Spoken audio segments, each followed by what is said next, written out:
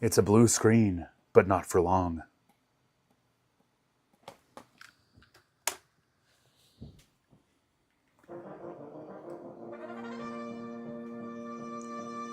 Oh, I've opened the last two by making an Athens reference. I don't think anybody's in here yet, so... Oh no, 5 people are waiting. I guess you are. That being, I kept saying hello, hello, goodbye, and hello again. Which it now occurs to me is probably him making reference to something that I didn't understand. I think he opens his 2008 R-Zone review by saying that. Anyway, now you know the deep lore. Hello, everyone!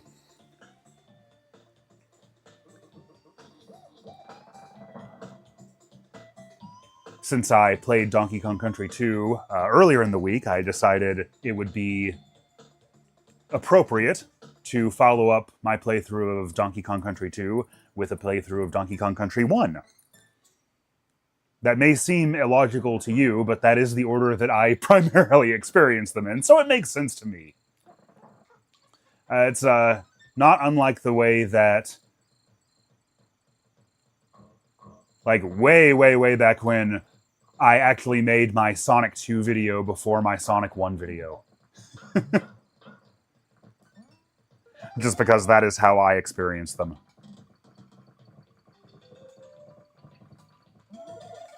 Also, this feels a little bit laggy to me. I think it's my TV. My TV has this horrible bug where every single time you turn it on, you have to disable game mode and then re-enable it. Otherwise, it's just a little bit laggy. Oh, the Metal Gundam 7X says, I hope you're... Oh no, it got retracted. Maybe you, I don't know if you decided you didn't want to say that or what the deal was there, but what you said was, and I can say this, it was fine that you said it. I hope your wife is doing well. And yeah, my wife is doing fine. She just gave a thumbs up. Yeah, I'm just chilling over here. I don't know if you can hear her, but yeah, she is literally next to me on the couch right now. The people miss you. Oh, I miss them too.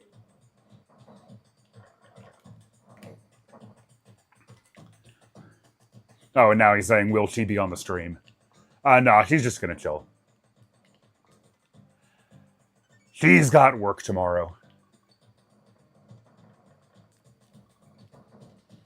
Why doesn't Diddy Kong fly behind you with his tail? Is he stupid, right? Actually, you know, I do want to do this bonus level.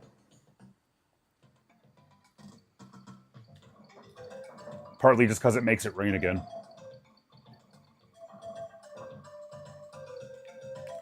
And also because when I was a kid, I remember my friends being very impressed with me that I was so good at getting that one.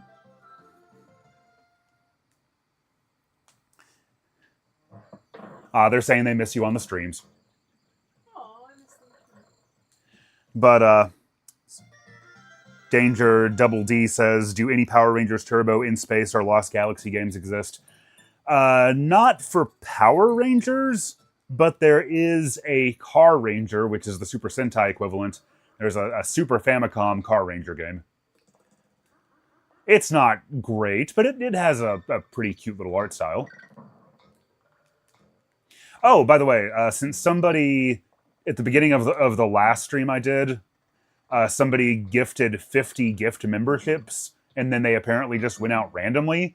So that inspired me to kind of like do a little bit more with memberships, which I set up like 2 years ago and then never promoted or told anybody about. Because I was like, you know, it's... I already had Patreon, and Patreon is like a much better cut for me anyway. So I was just like, I'll just stick with Patreon. Although I know YouTube, like, it's all integrated, so I don't know, maybe people would prefer that. Anyway, point is, I added more emotes for YouTube members. So I don't really know what else to offer as perks for streams. Because, like, it really surprised me that somebody did that. I didn't even know you could gift, you could do gift memberships like that on YouTube. I knew it was a thing on Twitch, but I'm never on Twitch, and I only vaguely understand what it's about. But I thought adding a few more emotes would be, you know, a cool thing to do. DKC 2 then 1, the correct order, exactly. He'll be back.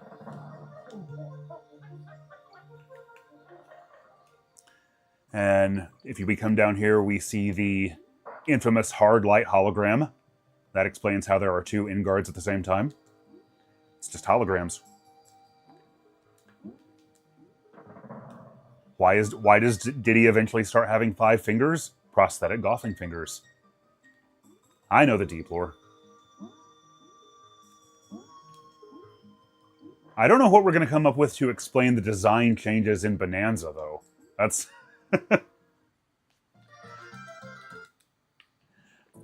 Also, I am very happy to say that my copy of Donkey Kong Country is, I think, the 1.0 revision, which allows you to skip the little victory animation after every level by mashing the B button.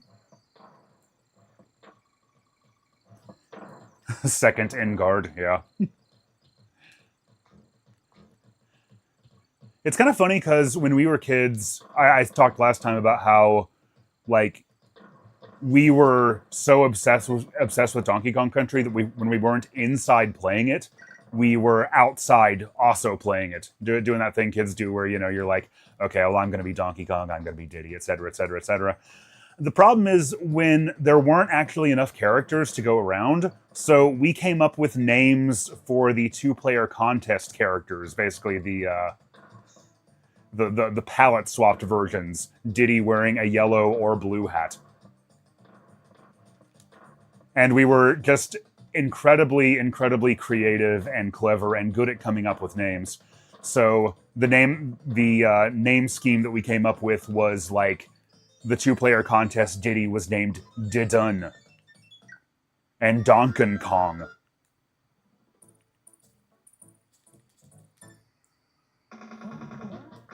And hopefully Bonanza confirms that as canon. The game is basically dead to me if it doesn't. I've tried talking to Heil before about, like, coming up with an explanation for the 2-player contest stuff, but he so far he's not biting. Freezer says, "Woo, my favorite SNES DKC, except you're not playing the Game Boy Color version." That would actually be a really funny idea. Maybe I'll do that in the lead up to Bonanza. Despite it being Winky's Walkway, I find this level to be way more fun if you don't get him. This level is actually longer in the GBC version.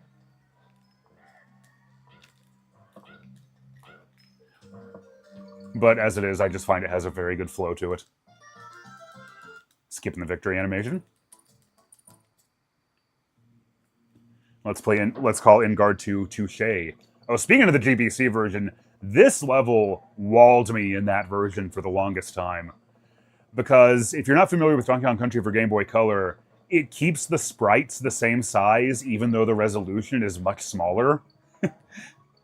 And, like, I've always had, like, very good reaction times in video games because, you know, when I became a gamer, that was so key to what video games even were. But, on Game Boy Color, this was a lot even for me.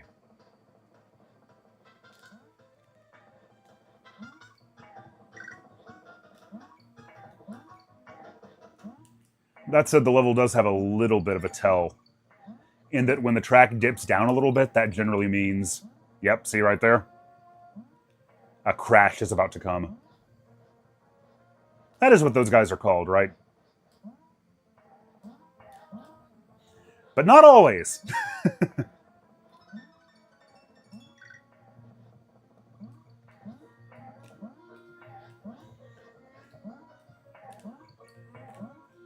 Yeah, speaking of game mode, you better make sure you have it on if you're playing this.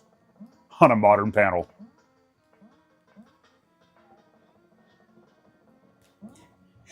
And then that one at the end.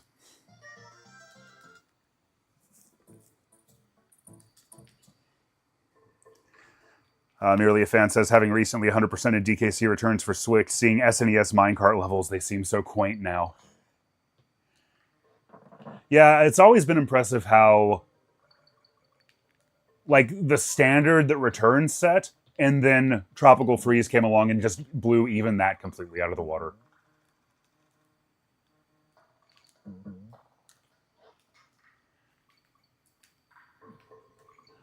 God, I'm only in World 2, and I already feel like I've been through like 17 of these cave levels. There's so many of them in this game.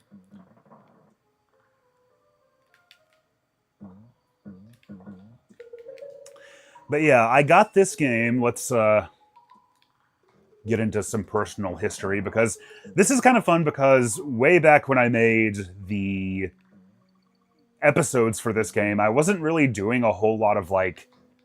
I was still kind of finding my voice. I was still kind of finding my style. I wasn't doing, you know, the personal context and the and as much of the historical context as I do now.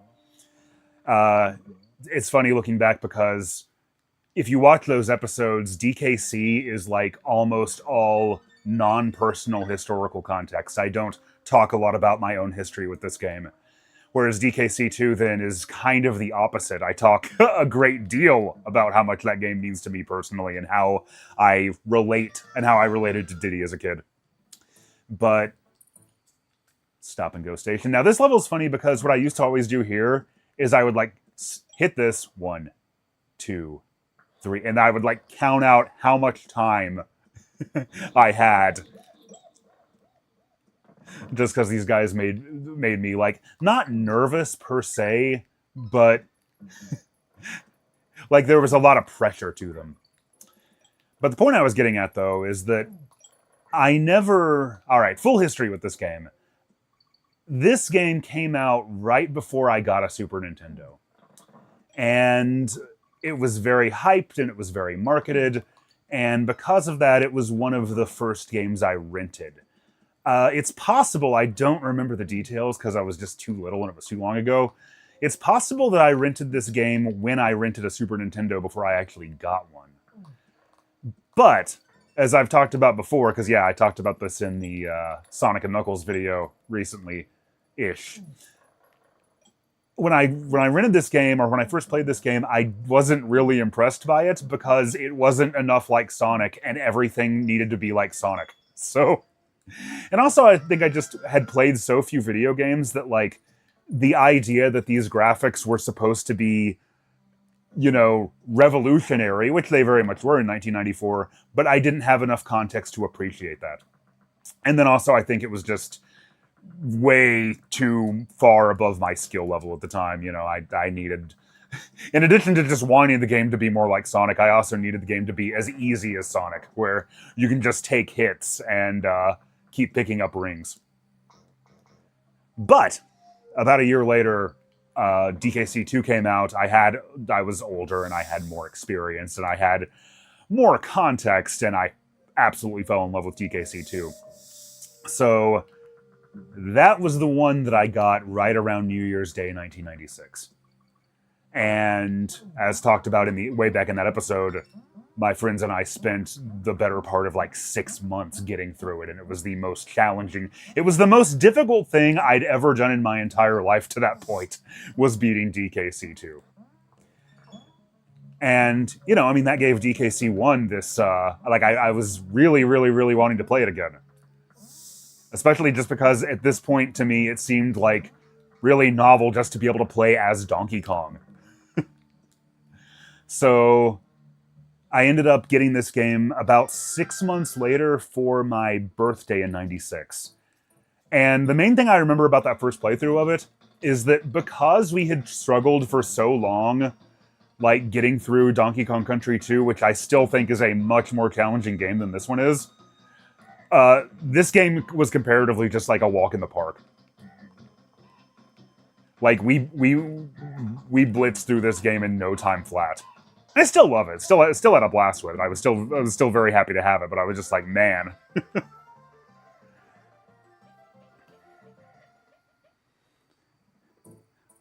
Let's see. I look over at chat and I see, I see you apologizing for your messages regarding Hollow Knight, which I haven't actually seen any of, so I'm sure you're good. Just wanted to say you're one of my favorite disembodied voices from the conversation. I appreciate that. Always love being on that show. DKC having to be like Sonic suggests an alternate universe featuring K. Rool with a mustache. I mean, K. Rool and Robotnik have some similarities, I guess. They're both rather round, anyway. More context, yes, exactly. Funny you say that, because as a Mario kid, Sonic is actually substantially more difficult for me than DKC. Well, yeah, I mean, that makes perfect sense. Like, Mario and Donkey Kong and, like, basically Nintendo's whole house style was very, very challenging to me because, like, Sega games were all I knew. And Nintendo had such a different philosophy when it came to game design that, like, comparatively, they felt very, like, esoteric and unfair and very challenging to me as a kid, especially at first. But it's funny because, you know, now everybody, like, looks at classic Sonic or looks at Sega's old school games and, you know, sees those as being extremely unfair and punishing and challenging. But I think it's just a complete difference in expectations. And combined with the fact that, you know, Sega fell out of the hardware business like 25 years ago almost. And just, I think also the Super Famicom being like such a hit in Japan, whereas the Mega Drive was not, also meant that even in the near term, like, Nintendo's philosophy was just a lot more influential on the direction that video games were headed in. And of course, the direction that they are in now. Like, it's kind of funny. I was thinking about this while we were playing Mario Kart the other day. How, like, it has rail grinding. And I feel like rail grinding is one of those extremely rare things where Sonic has actually impacted the development of other series. Like, that's one of the very few ideas that Sonic ever had that you tend to see in games that are not Sonic or are not, like, you know, directly trying to be Sonic. To be Sonic-likes, I guess. Whereas, yeah, Nintendo's game design sensibilities are absolutely all over pretty much... Oh, no. A little too early there. One thing that always threw me off about Donkey Kong Country 1 that I did find challenging was, like, my style, you know, as you've noticed here, is to hold down the Y button to run all the time. And in DKC 1, hitting the Y button will fire you out of barrels. Whereas in 2 and 3, only the B button does that, which probably makes a little more sense. But I guess just because it's unique, I tend to use the Y button to fire myself out of barrels in DKC 2, just because, or rather in DKC 1, just because that's the only place you can do it.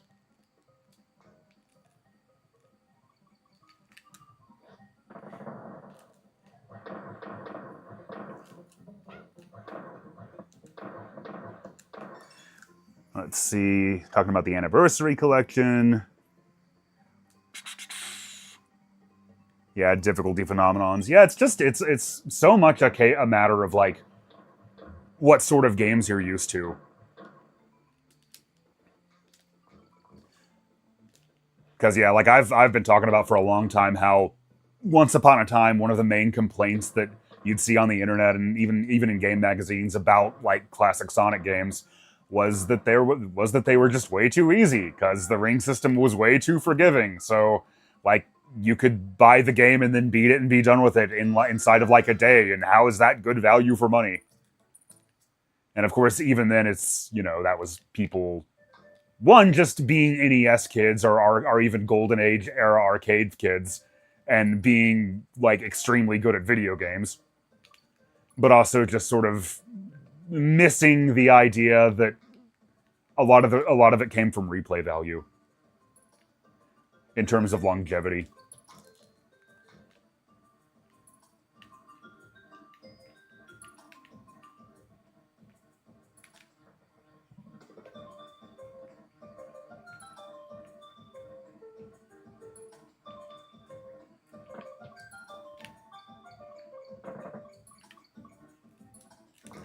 That's another big difference between sort of a quality of life thing between DKC 1 and 2.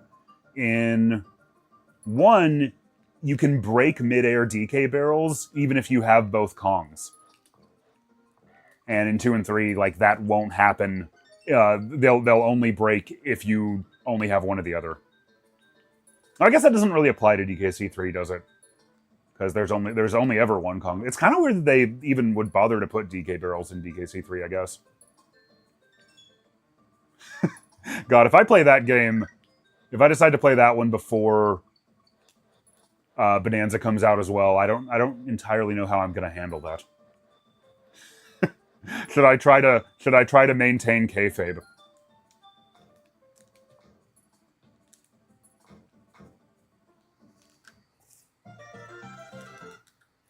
Oh, you're asking, do I still get lost in Hollow Knight, or have I figured it out? I haven't played Hollow Knight in a very long time now. I do have a little bit better of a sense of direction than I used to, though. I might get along better with it now. Klazula says, I would skate through Sonic 2 as a kid, but I usually hit a hard wall in Death Egg Zone due to there being no rings. Yeah, I feel like that's a near universal experience of kids who owned the Genesis back then.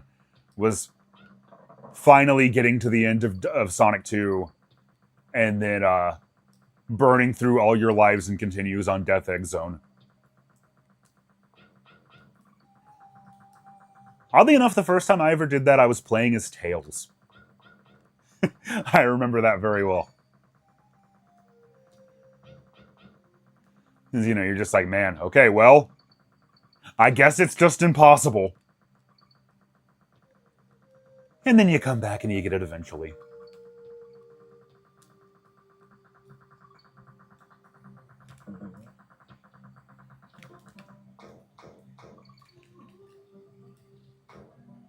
I definitely beat Sonic 2 legit when I was a kid. Like, mostly I would just go into the games and mess around with debug mode and Game Genie and fly around as Super Sonic and do shit like that. But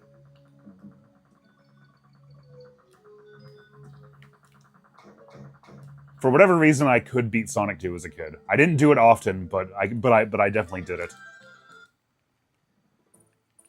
I didn't finish Sonic 3 legit until I was a little bit older, like maybe like 12. But that's when I started, like... I think that was about the age I started, like, going back to these quote-unquote, what seemed at the time like really old 2D games, and being like, oh man, wait. These were actually really good.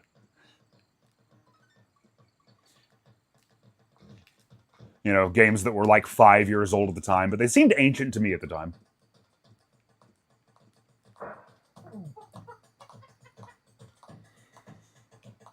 Death Egg's a lot easier when you stop trying to hit Eggman when his hands are out. Yeah. Yeah, there's a safe strat to it, and then there's the fast strat. And when you're first doing it, you definitely just need to take your time and be patient.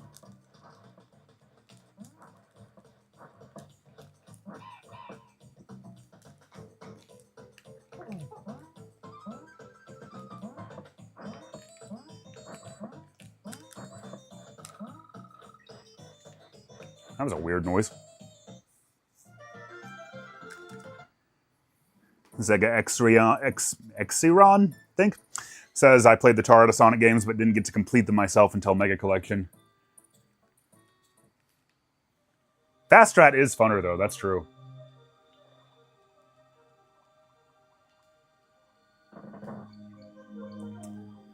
Yeah, I think Sonic Jam on the Saturn helped break me of some of that, too, because, like, obviously, I couldn't use my Game Genie codes on the Saturn.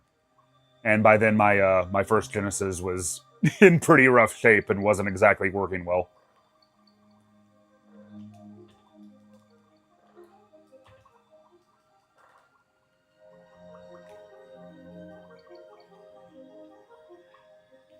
But yeah, it's interesting how,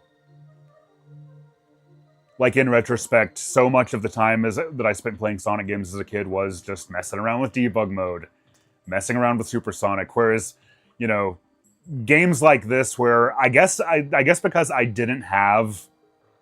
Well, Donkey Kong Country 2, when I was playing it, was just too new for me to know any Game Genie codes for it.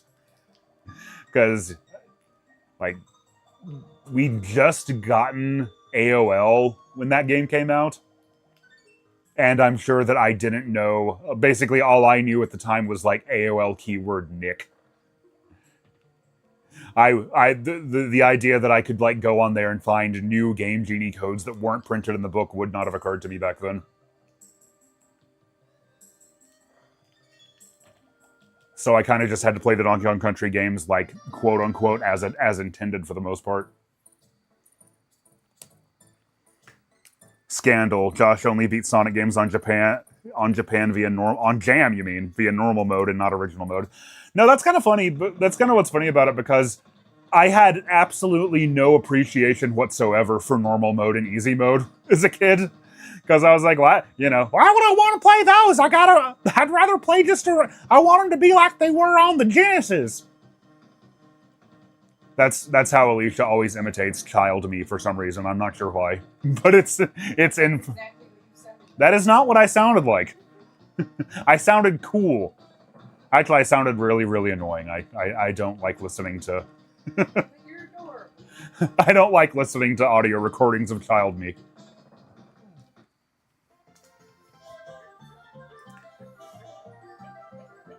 Sadly, Keenan and Kel on AOL Nick did not provide DKC tips. Nope. Ooh, cartridge cleaners. I remember that. I had I got an NES at a garage sale as a kid. And being an NES, it barely worked, of course. So we had this like cartridge cleaner, and I used to just sit there and... of course, we understand now the cleanliness of the contacts had absolutely nothing to do with why the NES was such a piece of crap. Ooh, first dead monkey, I think.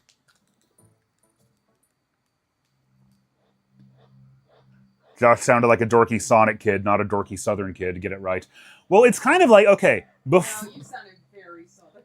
Okay, here she said, oh, you sounded very Southern. It's very cute. No, it's before I got into Sonic, I sounded like a dorky Southern kid. But then I got into Sonic and I watched those cartoons, and Jaleel White's performance influenced my voice so much that now I sound like this instead. So basically, if you're imitating me before the age of about 6, then yeah, you can have more of a Southern accent. But after that, I'm probably saying things like way past cool, or calling people chrome, or really just quoting Sonic directly a lot of the time. You might know everything I'm going to do, but that's not going to help you. Because I know everything you're going to do.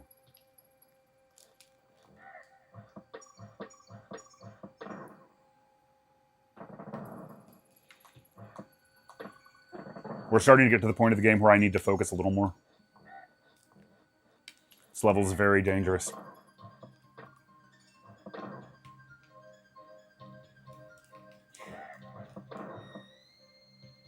Actually, in a standard playthrough of this game... Oh, see, I went for the shortcut. I tend to lose more lives on this level than I do any other.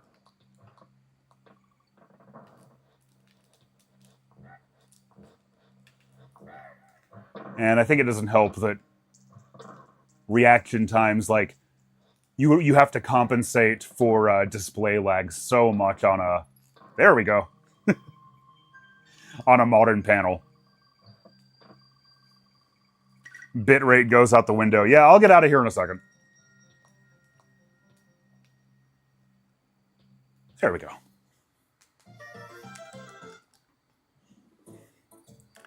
Chrome Dome, yeah. Oh my god, is that really what's going on with the voices of Sonic fans? Yeah, that's why we sound so fucking full of ourselves all the time. Jaleel White is told that he changed the speech patterns of 90s kids. Did I do that? I also usually forget that the shortcut even exists. Dylan Yoshi says, did Sonic influence your vocabulary to the scale that Homestar Runner did for its fans?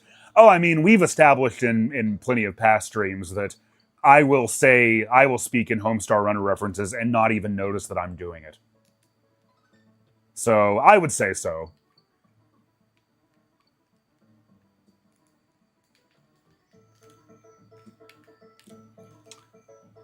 I also remember some strategy guides I had as a kid comparing the those army enemies to Sonic.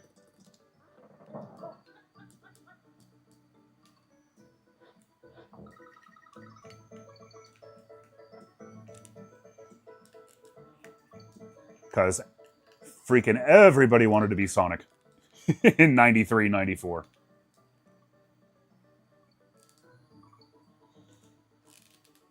Whew, I didn't know if I was going to make that.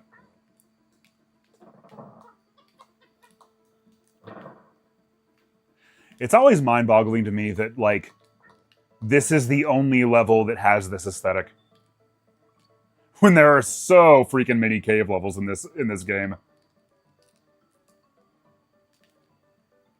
I think it might be unique in that regard.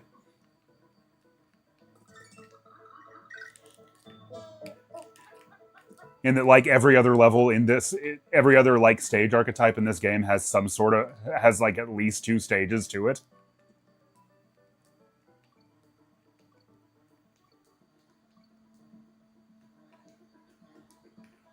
I had this unofficial strategy guide for Donkey Kong Country, and I always think of it when I get right here. Because it was kind of, like, ahead of its time in some ways. It was kind of, I think it might have been kind of influential on me.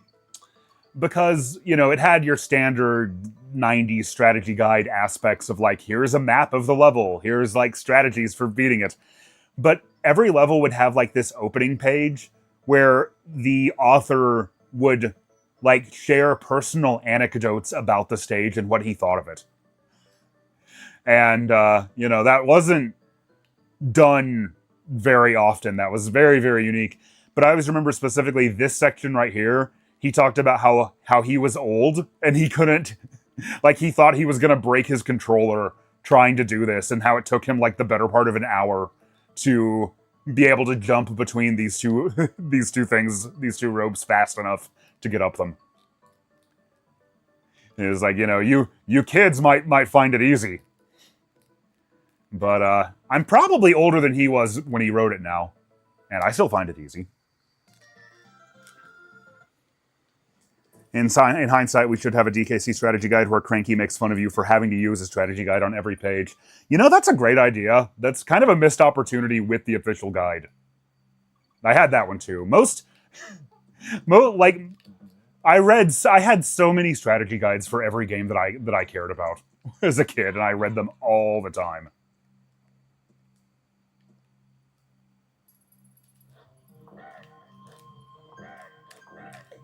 I don't really want to do the bonus stages. Hopefully the snow fading out quickly didn't wreak too much havoc on the bitrate. But I think it's because, you know, being an only kid, being an only child, I was very often, you know, in situations where I had to just kind of hang out and entertain myself while, you know, my mom was conducting business or going to offices, or just family was visiting and things like that. So I would always fill up, like, a canvas bag full of, like, books and gaming magazines and strategy guides.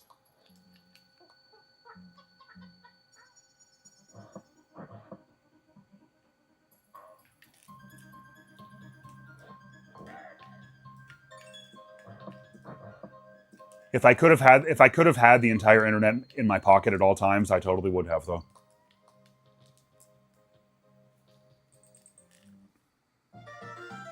Hello, Callum buddy.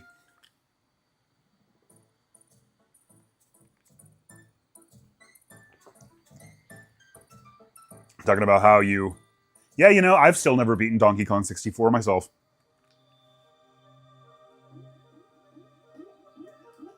I always get to Frantic Factory and then unlock the Donkey Kong arcade cabinet and then just kind of want to play it for way too long. I made it to, I think the level was called Crystal Caves. I made it there legitimately for the first time. Like, there's a very easy glitch in DK64 that was discovered pretty much immediately, and I knew about it even as a kid, where you can use Lanky's, like, punch attack to reach through B Locker. Is that his name? Yeah, B Locker. Who he's supposed to keep you from getting into levels if you don't have enough golden bananas to like get into them. But you can just clip into the level entrance using Lanky's striking arms. So as a kid, I would always just do that. But I made it there legit for the first time not too long ago. And I was using the Tag Anywhere mod, which does what I advocated and was hardly just me. I'm not taking credit for it. But what a lot of people had advocated for DK64 to do, which is let you switch Kongs using the D-pad without having to go to the tag barrel. And that does help. But even with that, I still found DK64 to be just a lot. There's a lot to it. It is a lot more bearable that way, though.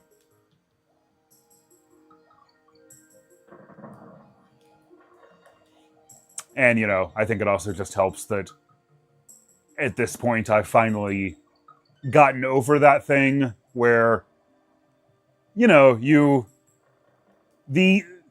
what it was sold to me as was, you know, the same old DKC but in 3D, and then what it turned out to be was like a collectathon platformer and a fairly slow-paced one at that. But, you know, I did find more to appreciate about it, like, separate from Banjo-Kazooie this time. And I'll get back to it at some point. I probably will not try to play through all of it in one go on stream, though. I'm not H-Bomber guy. Oh, that being said, link in the description, I'm selling like a TGC Pride shirt. I'm actually always doing that, but, you know, given that it's June, it makes sense to highlight it. And any of my proceeds from sales of that will be going to the Trevor Project. So check that out if you are so inclined. And to be clear, my proceeds of it are like $2 per shirt. So, you know, yeah, maybe just consider, if you don't need a t-shirt right now, just donating directly to the Trevor Project. But thought it'd be a cool thing to do. Let's see. I imagine 100%ing DK64 would take like a week of 8-hour streams. It has been done. It has been done in one setting. I know that. TG Critique says trans rights with or without DK64 torture. You're goddamn right.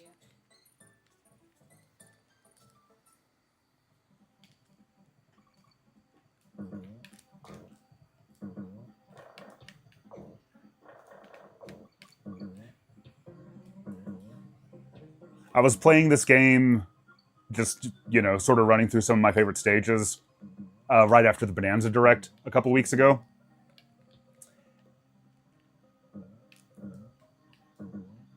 And both of the levels with this aesthetic are always some of my favorites. Like the look, like the music, like the level design.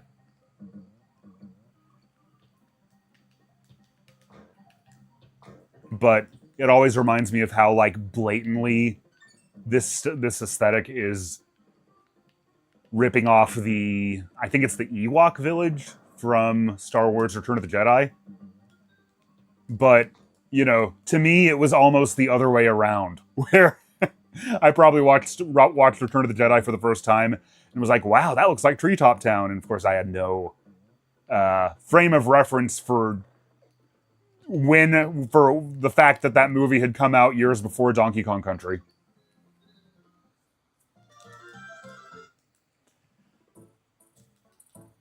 I still have a MIDI file saved on my hard drive where, when I was like 11 years old, I named it DDP with words. And that is Nirvana's Smells Like Teen Spirit. And DDP was a wrestler whose theme song was literally just an instrumental ripoff of Smells Like Teen Spirit. But I heard Smells Like Teen Spirit for the first time, and I was like, wow, these guys must have been really big wrestling fans.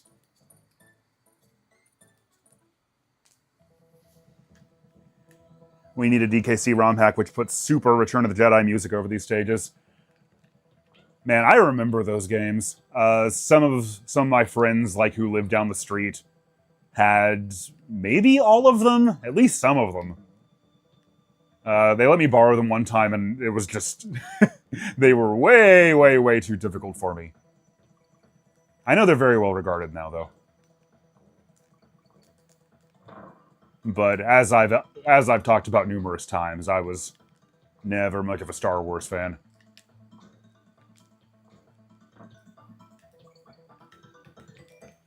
Although maybe if the special editions hadn't come out, I would have been. I was thinking about that the other day. So the first Star Wars movie I ever saw was A New Hope, and it was the special edition version when it came out in theaters in 1997. Oh, what I've always loved how DKC 1 is the one game in the trilogy that has ledge animations. Speaking of things that everybody was taking from Sonic at the time. Although to be fair, I think the GBA versions might give ledge animations to the other two games as well. I feel like that's right. But anyway, yeah, Star Wars talk.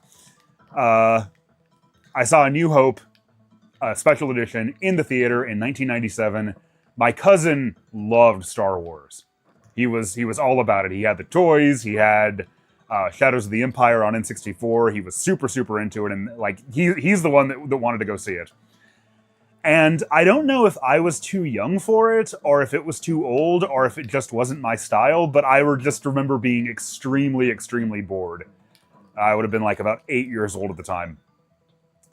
And it just seemed to me, I guess because, it had come out in 1977, and that was well before my time.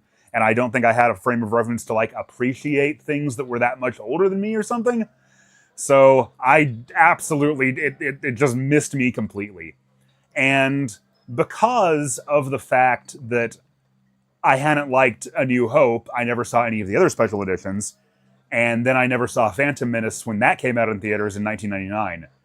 But if it hadn't been for the special editions, like, the advertising for Phantom Menace was absolutely inescapable. It was everywhere. You could not know that it was happening. So if the special editions hadn't come out, I probably would have seen Phantom Menace as a kid, and I probably would have, at that time, liked it a lot better than A New Hope, because it would have been a little more modern, and the pod racing scene would have been very exciting, so... Maybe in that reality, I would have turned out to be more of a Star Wars fan.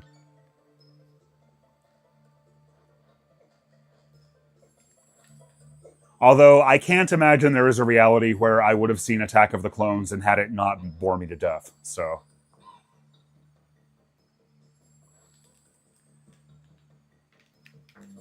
But, generally, I think I was always more of a science fiction fan than a science fantasy fan.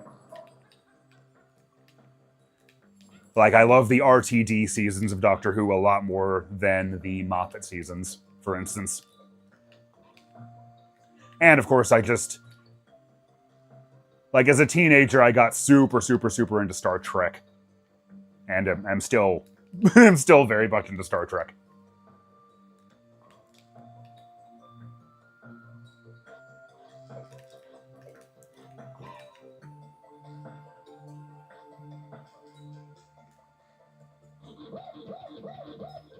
Talking a lot about Star Wars for a game that's so heavily inspired by Indiana Jones.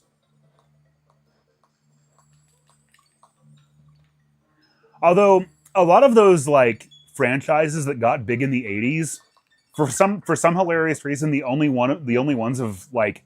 The only Terminator I've seen is Terminator 3, and the only Indiana Jones movie I ever saw was Crystal Skull? Kingdom of the Crystal Skull? Something like that. Anyway... I've often, like, in both of those cases, those are very, very famous, like, 80s franchises. And I only saw what is often considered the worst in the series. Although maybe not with how many Terminator reboot attempts there's been at this point.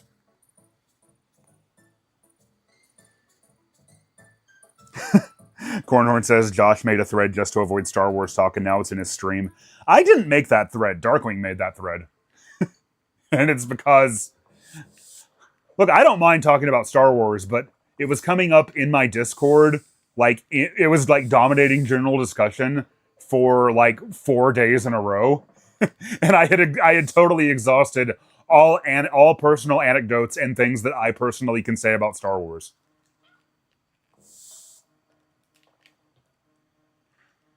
By the way, when you're crawling under these parts of the cave levels, if you hold down and left or right and just keep jumping, then you can get through those faster. And getting through games as quickly as possible is always the most important thing to be doing. I hear Diddy, but I don't actually know where he is. He'll be fine. Oh, he's down there, isn't he? Yeah, he'll be fine. We don't need him.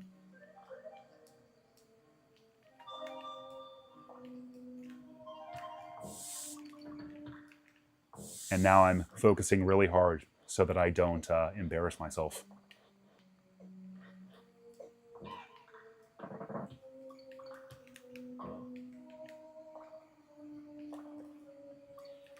These elevator platforms are always just a little bit screwy.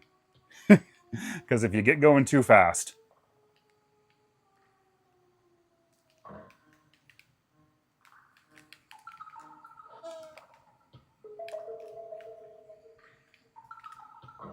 It is nice to actually hear this much of the cave song, though.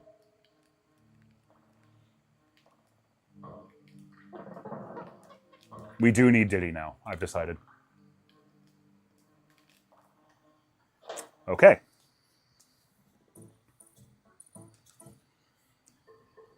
Josh, have you ever seen the Donkey Kong Country TV show? I simultaneously feel like you have and you haven't. Oh, yeah, of course I have.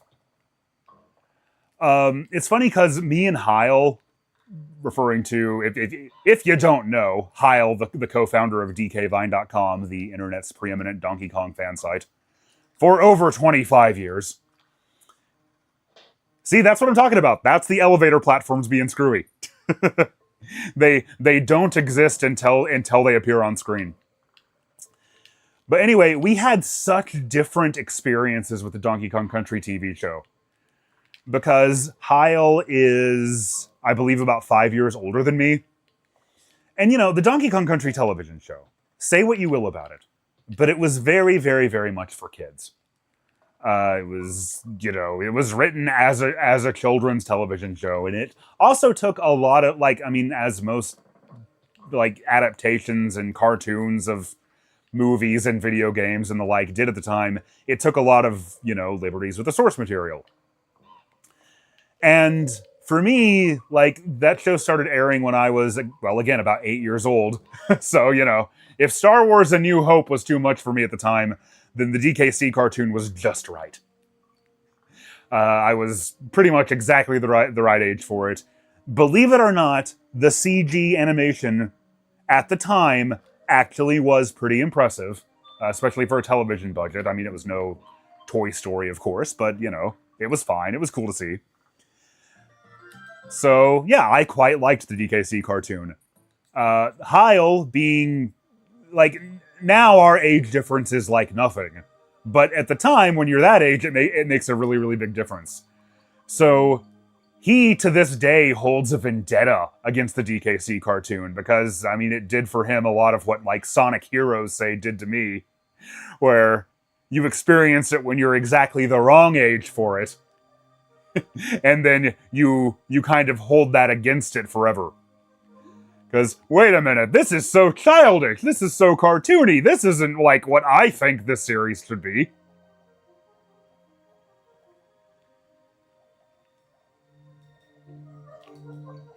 But I am very happy that the DKC cartoon, I mean, I don't think I would watch it now expecting to be entertained exactly, but it's, okay, maybe not unironically entertained. Also, I apparently need to actually focus up a little bit in Poison Pond. It's so silly and dumb you can't help but love it. That's exactly it. It is very deservedly like a meme show now. in the same way that, like, say, Adventures of Sonic the Hedgehog is. Where it just has lots of bizarre moments. Also, it was, like, extremely popular in Japan, apparently. So, like, the reason that DK64 has crystal coconuts in it, like, Nintendo asked Rare to put in more things from the cartoon, which, you know, Rare had little to nothing to do with, so they were like, why? But that's why DK64 has crystal coconuts, because in the DKC cartoon, the central MacGuffin of most of the plot was the crystal coconut. Which, in that continuity, was this basically wish-granting gem of unlimited power that Cranky kept in his hut. And that K. Rool coveted, and that for some reason nobody ever actually used it for much. At least not that I can remember. I haven't seen that show since I was about 12, so I haven't actually, like, paid attention to the plot anyway.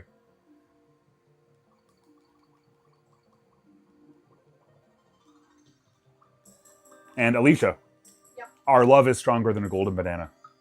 You know that it's maybe so much stronger than a golden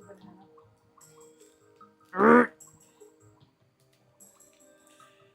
As I was playing DKC 2, I was counting off the relatively few levels that I do not enjoy playing in it. In DKC 1, that list is a little more specific in that it is basically all of the water levels. Especially the ones where either Ingard isn't or I don't know where he is. I think he's somewhere in this level, but I always forget. Because my attitude is basically like, let's just get in here and get this over with. I'm honestly not huge on Glimmer's Galleon in DKC 2 either.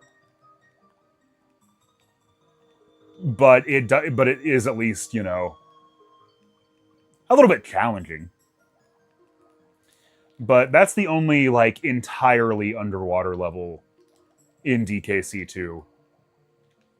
All of the others with water just have, like, sections underwater. And then, oddly enough, I do quite like most of the totally underwater levels in DKC 3, but I think that's because, like, the gimmicks work to their advantage there.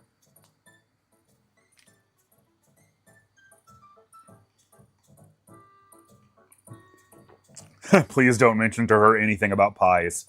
This is a PG-13 stream. Come on now. Oh, I shouldn't have been reading chat.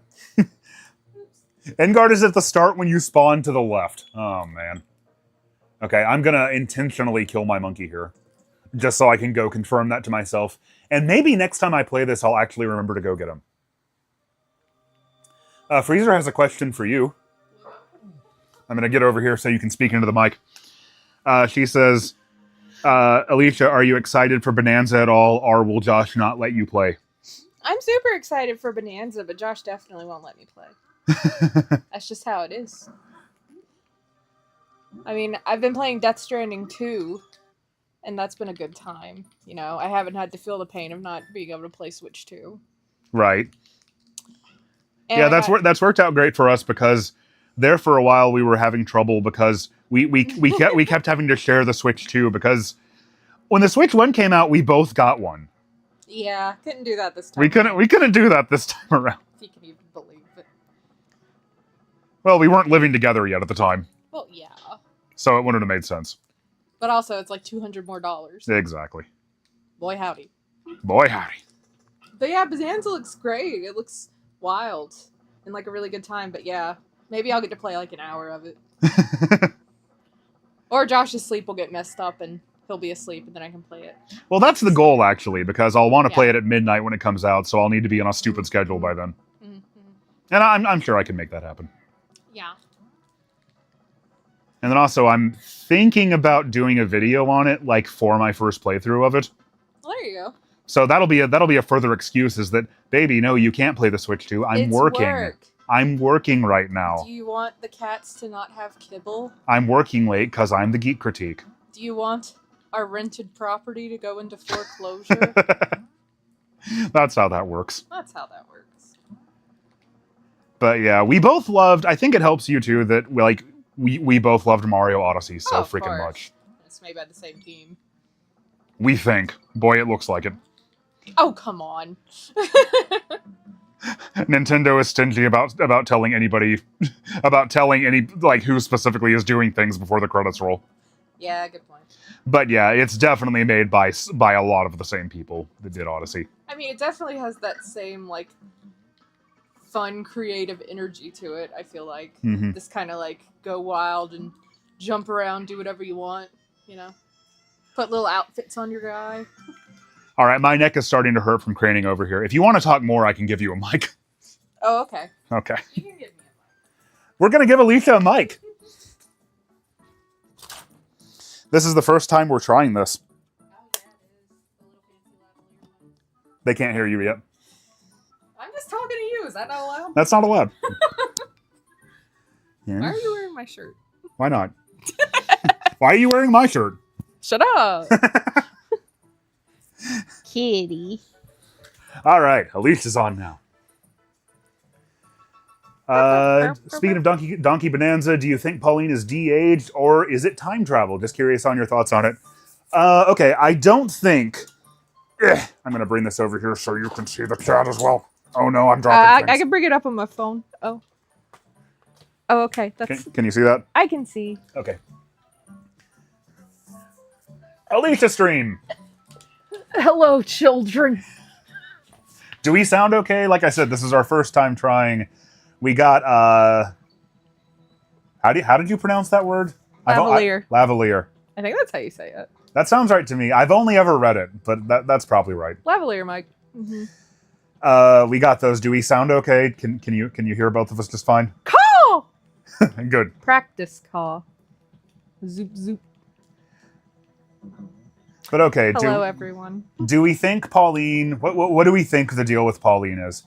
Okay, what I don't think it is the case that Nintendo is just saying, fuck everything that came before, we don't care. Because, like, I think that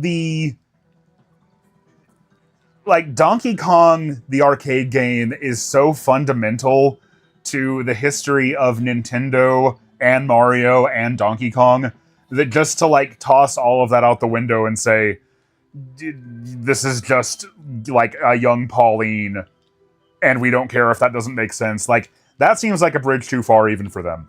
So, I think that, given the fact that for months on end they wanted us to think that she was just Audrock, I think that there's a mystery element with her, and there's meant to be. Like, it's meant to be a mystery, like, what is the deal with her? Why... How can this exist at the same time? I don't think it's I don't think it's just a prequel to Odyssey, in other words. Yeah, I mean, I think they're definitely not ignoring the timeline or any of the rare characters, because, you know, Cranky Kong's there, and Rambi, and Diddy, and Dixie. But, yeah, I think there's definitely something to Lil Pauline. Like, I don't think they're just like, dude, who cares if it doesn't make any sense?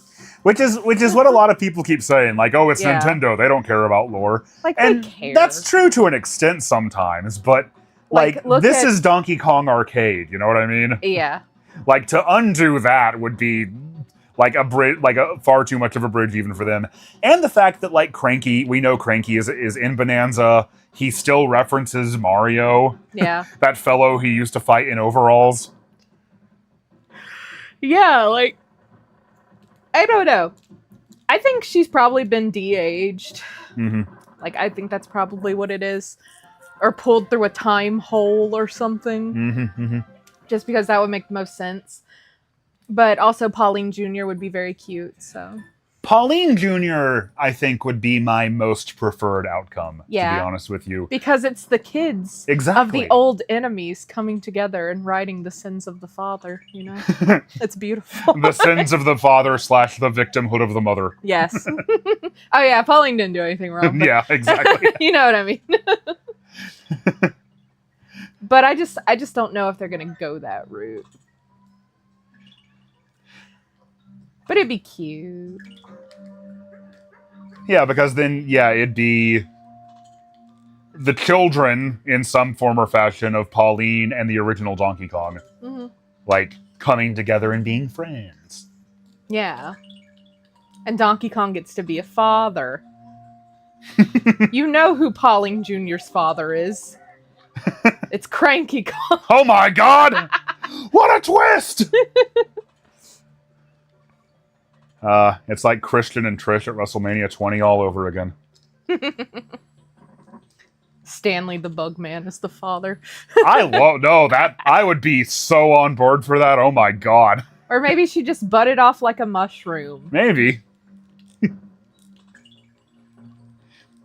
Yeah, that's the one thing. And when me and you were first speculating about this, like that's what you said was that like, oh, maybe it's her daughter.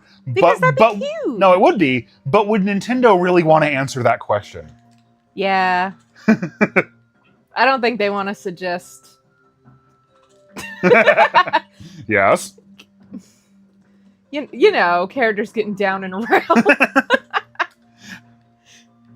Well, I mean, what about Cranky and Wrinkly Kong? Yeah, well. But admittedly, that was rare. Yeah, that was rare. Rare would suggest a lot of things. Yeah, anyway. I was going to say something, but then I forgot. We should have given Daisy a lavalier mic. She has lots to say. We only have 2. Like, and if we get another lavalier mic, that would be really funny to do. To just put it on the cat. Daisy. Next to Daisy. Because she is always on your lap. Yeah, she's my baby. She chilling. If you're sitting on this couch, Daisy is on your lap. Yeah. Almost 100% of the time. She's my little baby. Nintendo did have the whole Mama Peach plotline in Sunshine.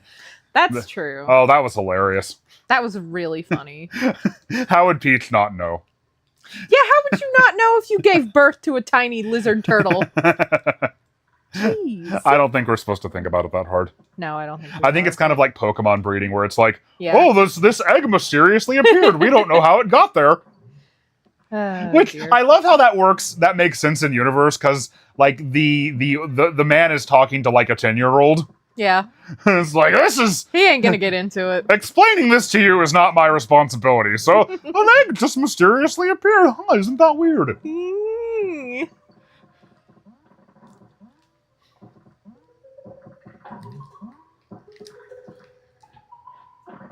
Meanwhile, in X and Y, I used to like run back and forth along that same little road for hours while watching Breaking Bad for the first time. Actually, I remember. Your Pokemon would mate. Yeah. And that man would just stand out there and be like, "Yeah, hey kid, yeah, there's another egg here." Children are canonically delivered via stork. You are correct. That's a good point. Rico Lee. In the Nintendo universe. Because Yoshi's Island. So. The stork is the father. It's funny that Nintendo tried one experiment with extensive Mario voice acting and then concluded, let's not do that again. And they concluded correctly, in my opinion. Yeah, but now Zelda, everybody's talking. I guess it makes more sense as Zelda, though. I guess. Zelda's accent. I could not stop my momentum there. Jeez. Uh-oh. Think something about getting hit by the mincer and knocked off Rambi did something weird to the physics.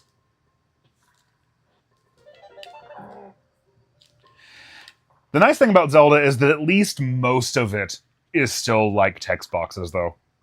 That is true. I mean, the cutscenes are basically like the little memory thingies you find. Yeah. It's not like the voice acting's bad or anything.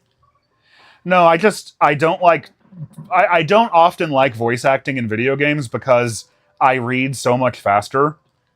And I don't like just sitting there with my hands on the controller not doing anything. Even when video games have voice acting, you can usually click and read at your own pace. Oh, man. Death Stranding's like that. Yeah, that's probably one of the best possible outcomes for me. Like Shenmue, the way Shenmue does it. Yeah. Is like you can skip the dialogue lines if you hit the button and there'll be text. Yeah. So like you kind of get the best of both worlds that way. like typically if there's voice acting and like cutscenes, then it's like it's an all or nothing thing. I'm just gonna intentionally lose this. Like you can either watch the cutscene or not know what's going on in the story. Yeah. Whereas when there's text, I can read very quickly, know what's going on in the story, and not have nearly as much downtime. I had a friend in middle school. Mm-hmm. She told me that she was playing Metal Gear Solid 3, but was skipping all the cutscenes because she didn't want to watch them. Right. And I was like deeply offended. And now you're married to me. I know. You've grown so much. But I was like, what's the point of playing a Metal Gear game if you're not going to watch any of the story? I watched the story of Metal Gear games once. I'm just saying. Well, I don't think she had seen it at all. Right. She's just skipping. I'm like, you must be like so confused. Yeah, like a lot of people always say, like, oh, they need to add voice acting in Pokemon. Like, I would never get through a Pokemon game ever again if they did that. I do not care about your story in your Pokemon game. I want to go on my own little adventure and be a Pokemon trainer. Yeah, Pokemon's one of the rare instances I usually do not care about the story. Because the story is me finding youthful freedom and going on my little kid adventure. Exactly. And not having to pay bills, so. Exactly. But, I mean, some people, So, no, if people like the stories, that's fine. This came up in my Discord earlier. Somebody was talking about how when Sun and Moon came out, like everyone in their circles was like, "Oh, finally, they're focusing on story again." And I laughed about that because, like, in my circles, everybody was super hyped for X and Y. Yeah. And part of that was like, thank God they've stopped trying to have a story. Yeah. Sun and Moon, it was just way too freaking much. Oh my god. Yeah, you never beat Sun and Moon either, did you? No, because it wouldn't shut up. Sun and Moon was the first Pokemon game that I didn't finish.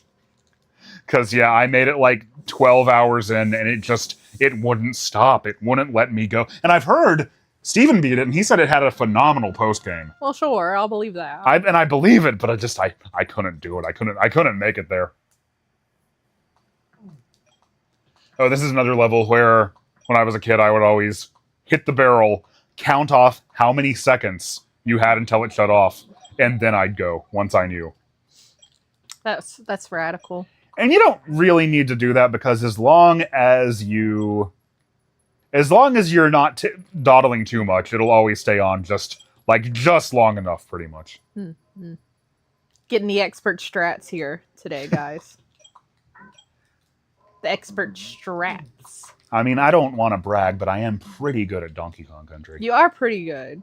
I can attest to that. I'm not sure if that's something that you should be bragging about in the first place, but there are worse things to brag about. Yeah, true. Lots of worse things. Mm-hmm. TGC Pokemon critiques win. Oh no, I looked at chat and now it's dark. I've thought about doing, like, I would have to do something unique with Pokemon because I couldn't apply my typical strategy to it or I would die. In other words, I couldn't play the games in order and make a season about them because I would play one and then I would be extremely burnt out on RPGs. And then the rest of it would just be me complaining about how much I hate RPG mechanics. Maybe I could do one episode a year or every 2 years, which is about how often I actually play Pokemon games anyway. Like, it's kind of good that they come out as relatively infrequently as they do, because typically when a new one comes out, I'm like, okay, you know what? Yeah, I'm in the mood to play a new Pokemon game now. Like, I kind of got the itch now. The exception to that was that year where, in the space of one calendar year, we had the Diamond and Pearl remake, we had Legends Arceus, and then we had Scarlet and Violet. Yeah, and we're dumb and we got all of them. We got all of them, yeah! Because we're fools! And we only beat Legends Arceus. I think the voice acting in King's Quest V is cute. I think it's precious. Kalen Buddy asked. Look out, Graham! A poisonous snake! Okay, except for him. Well, I just think the King's Quest voice acting is so, like, hammy and adorable. Yeah, I do love it there. Oh, no, what was the one... Was it 6 who had the voice actor for Beast and Beauty and the Beast? I think that was 7. 7. But 7 might just be trying so hard to be a Disney movie that I think that's it. Yeah. The voice acting in that one was super cute. Now these are these guys called Crunches? Crushes? I think they're called Crushes. Anyway, in any case, the gray ones, not even Donkey Kong can stomp them. Because they got big old picks. Gotta take them out with a barrel. Now, I was talking earlier about how my friends and I were way too good at Donkey Kong Country 2 by the time we got Donkey Kong Country, and so this game was comparatively a cakewalk because we beat DKC 2 first, and DKC 2 is so much harder than this game. What I always remember about that is the first time I ever made it here, I didn't beat this level the first time I ever played it, but I made it to, like, the arrow sign that tells you that you're near the end of the level. And I was kind of like, that's it? And then that very much wasn't it. There is a very, very challenging section right after that. But still. Yeah, I don't know why we didn't really have Donkey Kong when I was a kid. Donkey Kong Country. You had Chrono Trigger. We did, yes. And the Mega Man and Mario and all that. I don't know why we never ended up with Donkey Kong. Yeah, that is weird. Mm-hmm. Oh, it's right. It was 6. 6, okay. Thanks, guys. 6. That one's cute. I only had the floppy disk version of 6. Yeah, we have it on the shelf over there. Yeah. We do. Air today, gone tomorrow. Whatever. So the floppy disk version did not have voice acting in it. Oh, yeah, that makes sense. Where would it go?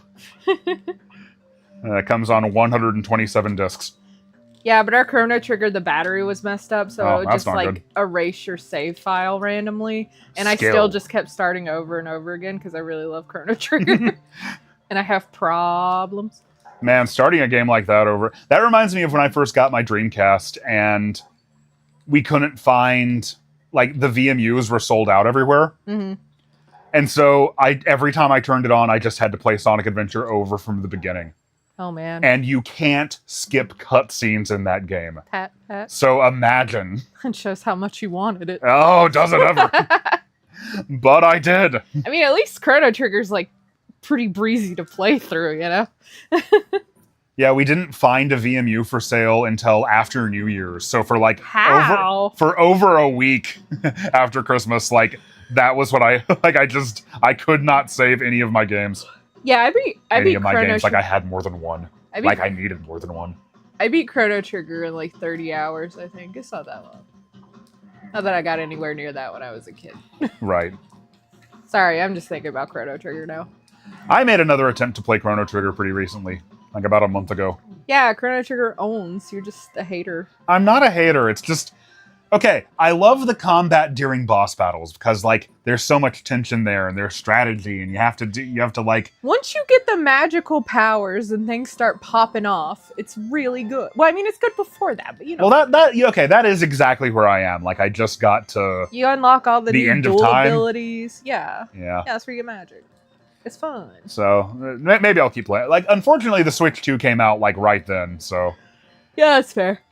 But, like, really what was dragging it down for me is just, like, the frequent battles against standard enemies were just boring the hell out of me. You can just run past them. But I don't want to. Well, then this is a problem of your own making. You control the buttons you press. And more importantly, you cannot always just run past them. Yeah, fine, you can't always, but whatever.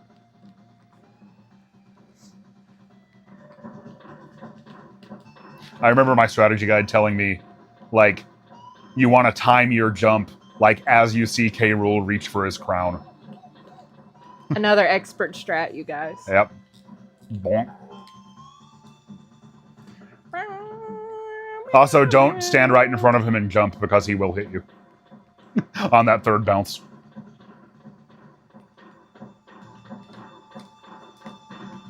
I thought it was interesting when I was little how, like, K. Rool's animations kind of resemble Donkey Kong's. Mm-hmm. Like, he jumps with his arms up the same way.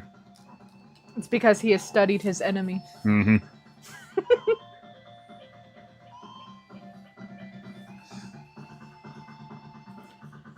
Not to fat shame, but K. Rool's a real butterball in this game, isn't he? Yeah, he's much bigger here than he is in DKC 2. He's just rotuned. There's nothing wrong with being a little rotuned.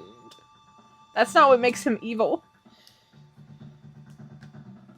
Daisy, my leggy hurts. Oh, I gotta switch. There you go. Yeah, Kovar was telling me that the combat in Chrono Trigger does eventually get really good, like, as the game gets harder. But, like, yeah, it's kind of a slog for quite a while. I mean, I think the combat's really fun. Oh, that the end fake out, by the way, the fake credits there, totally got us the first time. Oh. I remember us being like, the end? Why does it have a question mark?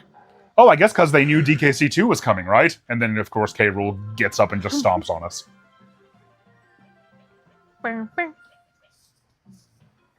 Oh, 7 dead monkeys altogether. Thank you for catching that. Let's see. Do you think after Bonanza they'll give more outfits to Donkey Kong and Mario Kart World? Yeah, it is. They will. It is so conspicuous that Donkey Kong and Pauline only have one outfit apiece in Mario Kart World. They are. I would put money. I would put money on the idea. They're gonna add it. Yeah. Like, there's no other reason for them to have, like, no costumes. Especially Pauline. The little fancy dresses. Let's see. How do you feel about Diddy Kong being almost the same size as DK in these games? It threw me off when I first played this game. That's funny because, to me, it's the other way around. To me, you know, Returns making Donkey Kong bigger and Diddy smaller and doing that whole thing, like, that was the weird thing. So Diddy's supposed to be a big boy?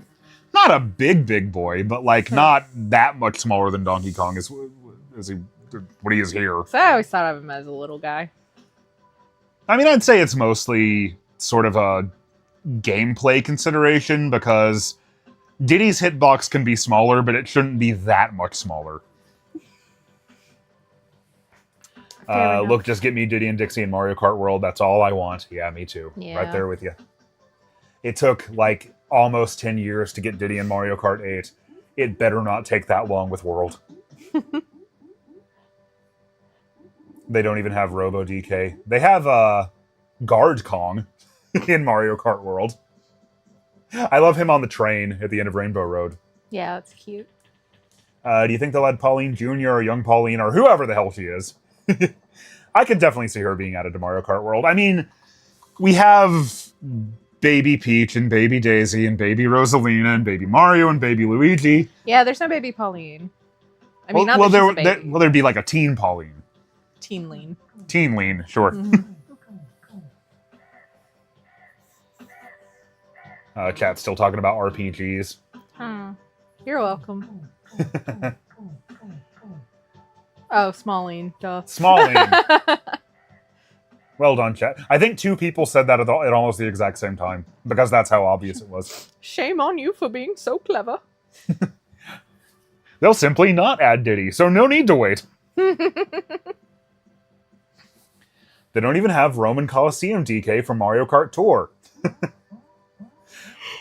No, DK's only costume is, oh no, I don't know what it's called. All-Terrain, maybe? Yeah, I think it's All-Terrain. Yeah, him and Pauline both only have one costume right now. Yeah, dumb.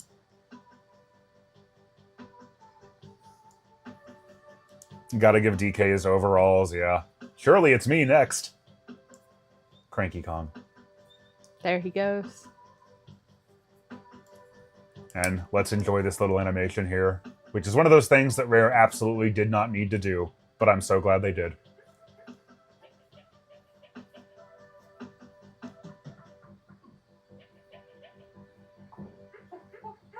Got him, dude. Got him, dude. Just leveled him.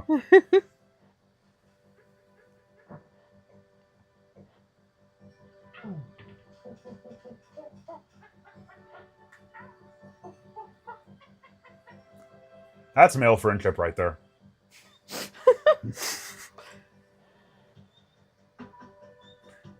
I don't know if I took less than an hour.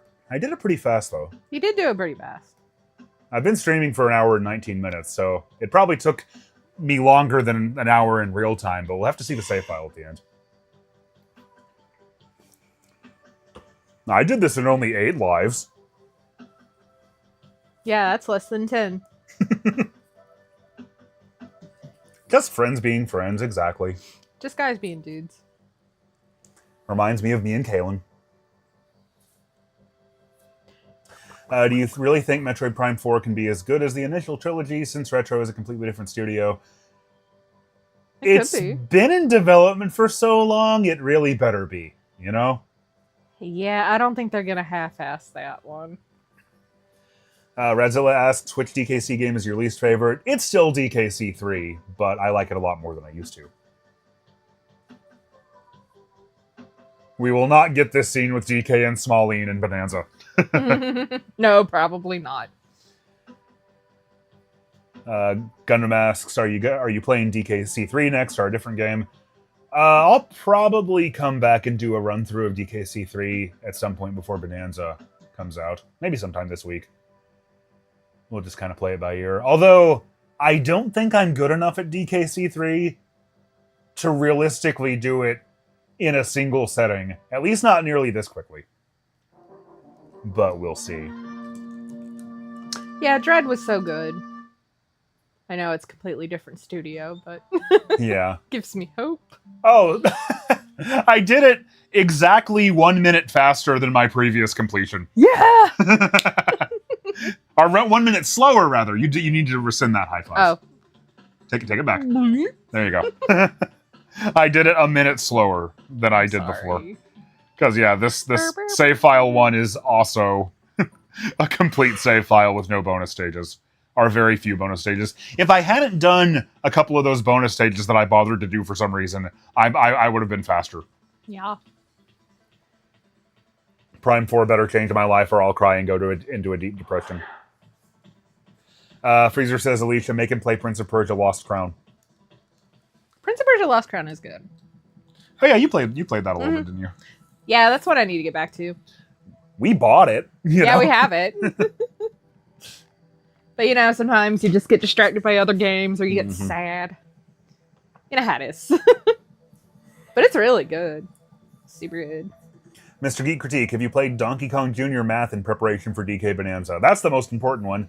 Unfortunately, we don't have that game. Well, we gotta track it down. It's rather expensive, surprisingly. Who cares? It's an investment. I guess it's not that surprising. What kid in the 80s was like, yes, I would like Donkey Kong Jr. Math, please? Nerds, I don't know. Well, that game was like laser targeted at like your parents, right?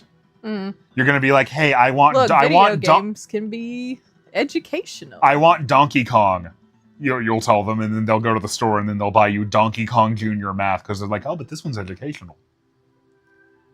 But as a result, there are barely any copies of it out there.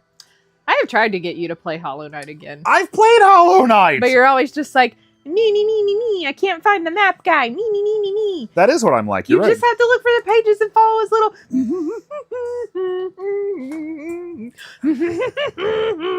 Alicia, entertain the people while I decide what I'm going to do. Well, you move the screen all the way over there, so I can't see. Just talk to them without being able to see. My eyes are bad. They're bad. You'll be fine. Oh, man. You can do it. I don't know. I don't know what to say. You're putting me on the spot here. I'm little. I'm not little. Whenever I have to come up with something to talk about, I just want to talk about Twin Peaks. So okay, do that. We finished watching Twin Peaks recently. We didn't finish watching Twin Peaks. I don't know. I'm so used to having to talk really loudly when I'm far away from the couch. I don't have to do that now. I can just talk normally. We've only finished seasons 1 and 2. We still need to watch Fire Walk with Me and The Return. Well, we finished the show. We didn't finish the show. Separate from the movies and The Return. The Return is season 3. Okay, fine. So we haven't finished the season show. 3 that came out 25 years later. It's not my fault. I didn't say it was. We're gonna watch Fire Walk with Me and have a bad time, but like an artistically rich time. And then we're gonna watch The Return and have a weird time. I don't know. You guys want to play some Mario Kart? We keep doing that, but let's play Mario Kart. Let's just play Mario Kart. I want to play Mario Kart. Play Mario Kart. I'm going to play Mario Kart. No one's telling you can't. No one's telling you can't live your dreams.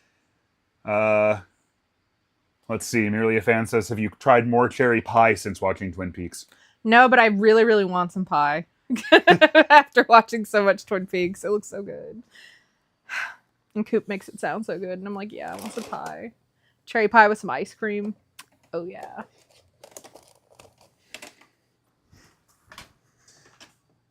Gotta move my shit around. Oh no.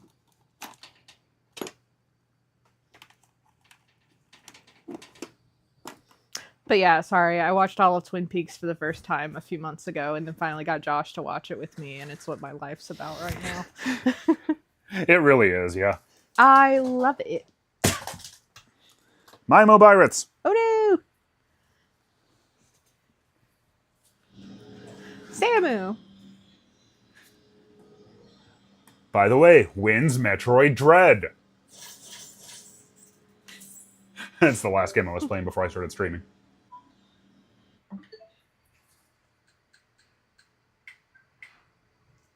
Yeah, about like a week and a half ago, I was really, really, really into Tears of the Kingdom, finally. Yeah, me too. And then, like, okay, I was like, okay, I'm not going to even install Breath of the Wild, because if that's there, I'm worried I'll get sucked into that again. And I need to give Tears of the Kingdom its fair shake, right? Yeah. I need to finally try to get into it. And then, unfortunately, what happened is I got sucked in by Metroid Dread and Mario Odyssey, and now I'm replaying them instead. I mean, video games are for having fun. Just do what's fun. Oh, people are yelling about the the light thing again. Y'all really hate Freezer's screen. Freezer even runs Discord in light mode. Yeah. Not even I do that. No, Freezer, I was super into Psych when it was first coming out. Me and my brother watched it. But I do not remember the Twin Peaks episode, but I wouldn't have gotten the parody because I hadn't seen Twin Peaks by that time. But I know about the Twin Peaks episode, and I really want to go back and watch it because it sounds adorable.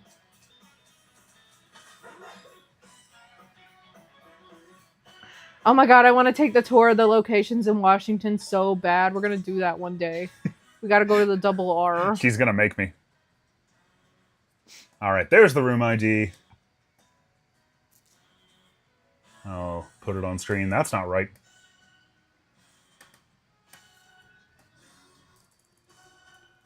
$19H64G. There we go.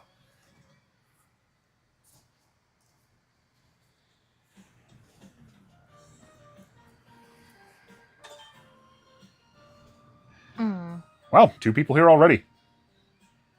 3 people here already. Happy to see you guys. Welcome to the lobby.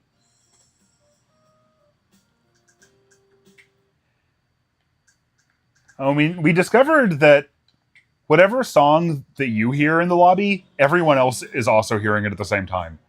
Huh. Because somebody in my Discord commented on the song that they were hearing, and I was hearing the same one. Oh my god, does he I'm sorry, people are someone's telling me about the Twin Peaks tour. The tour guide dresses up like Gordon and drives you around in an FBI van. That would be like all my dreams coming true. Yeah, if you guys are going to talk about Twin Peaks, do me a favor and don't talk about anything after the end of season 2, because that's as far as I've currently spoilers. seen. I mean, I know half of it is like 30 years old, but yeah, I haven't seen Fire Walk with Me or anything from The Return. Kitty. Ricka Lee says, love DK's modern design so much, man. Absolutely love how much Mario's leaning into personality and charm now. It's great. Yeah, I think he's adorable. Yeah, I'm totally on board with the new DK design now. I didn't know how I felt about it at first, but just seeing it in action, seeing it in motion, the way it's animated, the way that he can do the toothy grin now, and it looks totally fine. Yeah, I mean, they just made it more expressive. Not that the old design couldn't be expressive, but like the range is just a lot greater on this one. Yeah. Yeah, there's the toothy grin. And then, like, he can still do the angry eyebrows.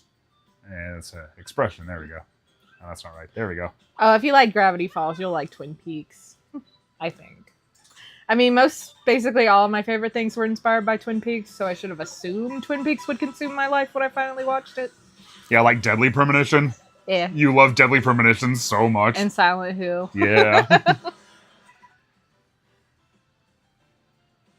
All right. I think we're ready to get going. We'll do a Grand Prix so that it'll be easier for new people to come in. You didn't give Daisy her controller. Daisy can't play this game. Yes, she can. She's very talented. And we'll make... Since you're here, I can make the... You can do a 5-minute intermission? Oh my god! Why would you... Why would you want to? The other day I was making the intermissions 1 minute so I would have time to keep up with chat. But since you're here, I can just get you to do it. Because Alicia played Silent Hill 2. No, it's okay. No, I love Silent Hill 2. It's one of my favorite games of all time. And I played the 2 remake, and I actually liked it better than I thought I would. There's some like minor stuff that really, really bothers me as a fan of like the deep lore of the original game. But yeah, Silent Hill 2 is peak. And I'm like, I know they just announced that they're remaking the first game, and I'm more excited for them to do that because there's nothing like super touchy they have to worry about in Silent Hill 1. Also, the first game is just... I mean, it's only a few years older, but that was a very significant amount of a few years, you know? Like, a remake's gonna go a lot further with the first game.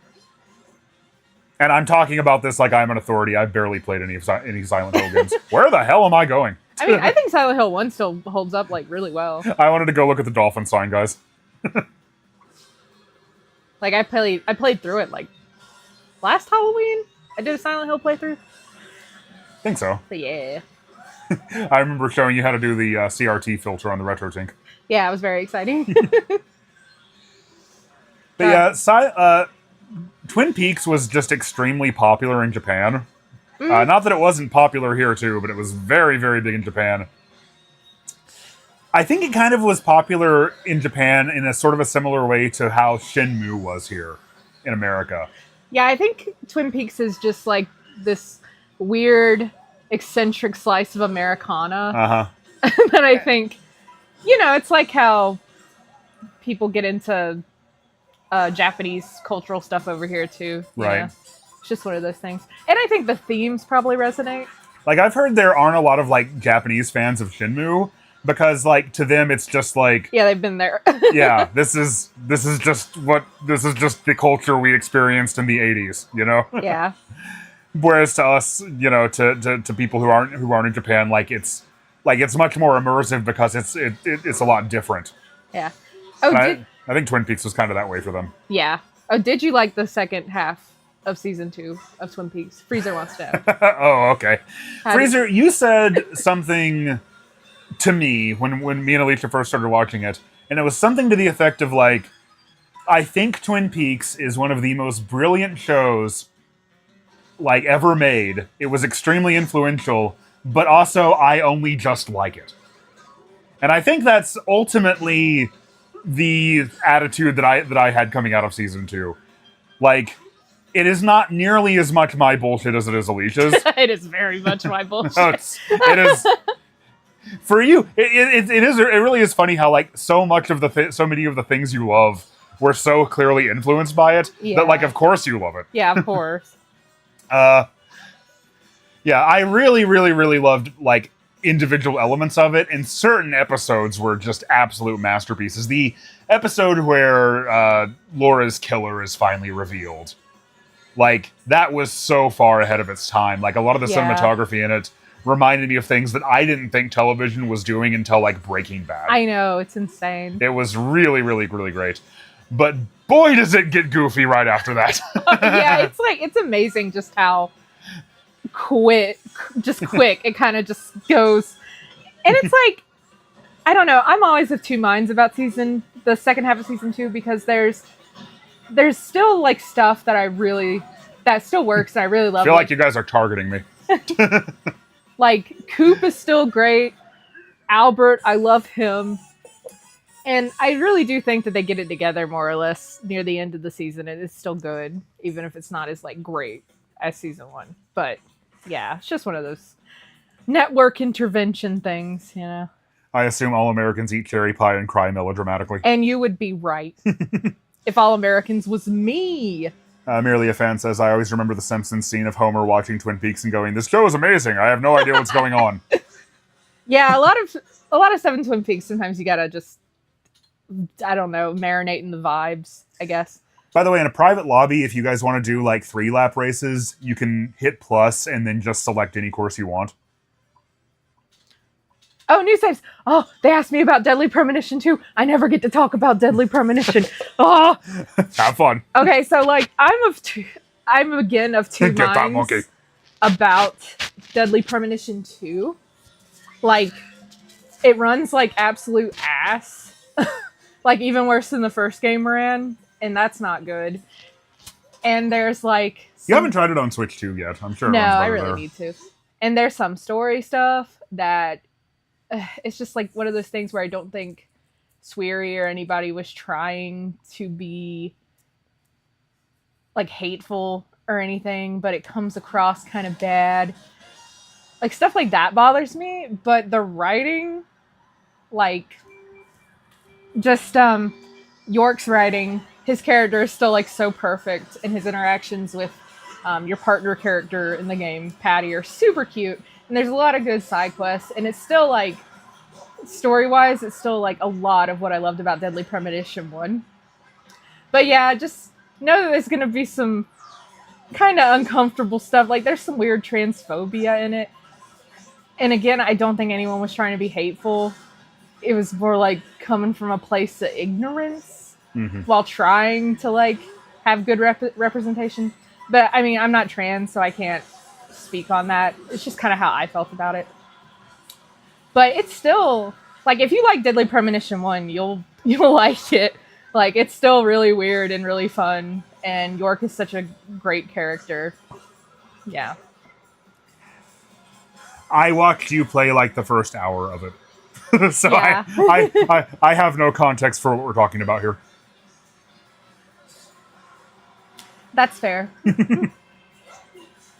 No, when I say weird stuff, I don't mean that in a bad way. Like, It's Deadly Premonition. I think that's part of the point. yeah, like, instead of a car, you get around town on a skateboard, and that's hilarious. Oh my god! Chaos, chaos. Now, sorry to whoever's in first. Oh, I do love Denise in Twin Peaks. Denise is the queen.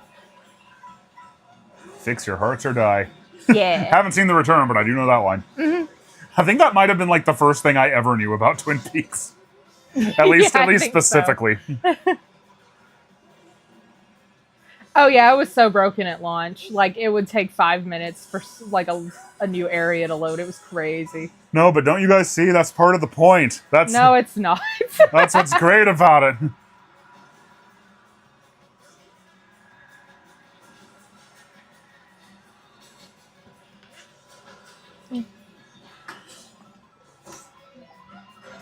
But yeah, like I said, with the problematic stuff, I don't think it was coming from a hateful place. And they like patched out some egregious lines, so I think they saw the problem. But yeah. Again, we're at the end of the race and I just keep getting pelted. Oh my god! This is horrible! I'm so sorry. This is horrible!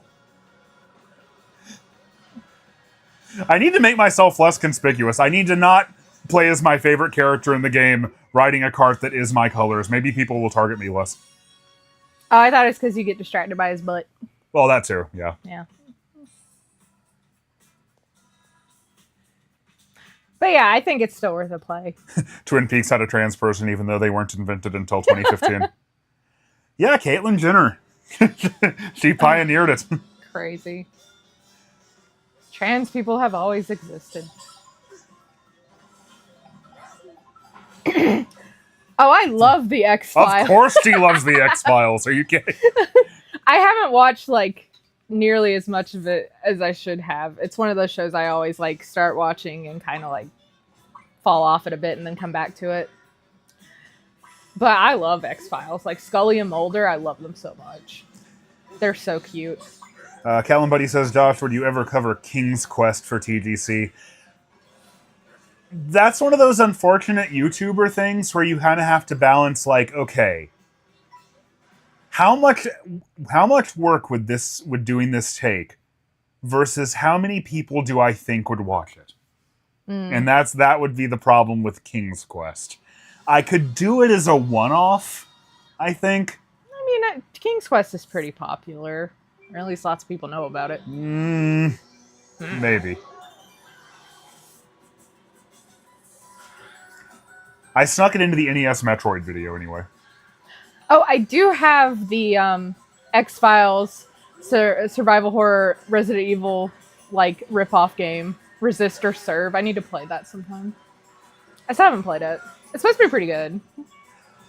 Alas, I cannot. I don't understand how to be as brave as Freezer.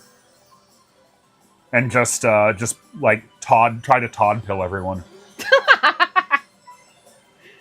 Well, not everyone's capable of Todd pilling, honey. Go watch Freezer's episode on Todd's Adventures in Slime World. Yeah, it's so good. Also, Freezer, your cat is so cute. Your cat is excellent, yes. I want to kiss her on her little head. Give her a kiss on the little head for me.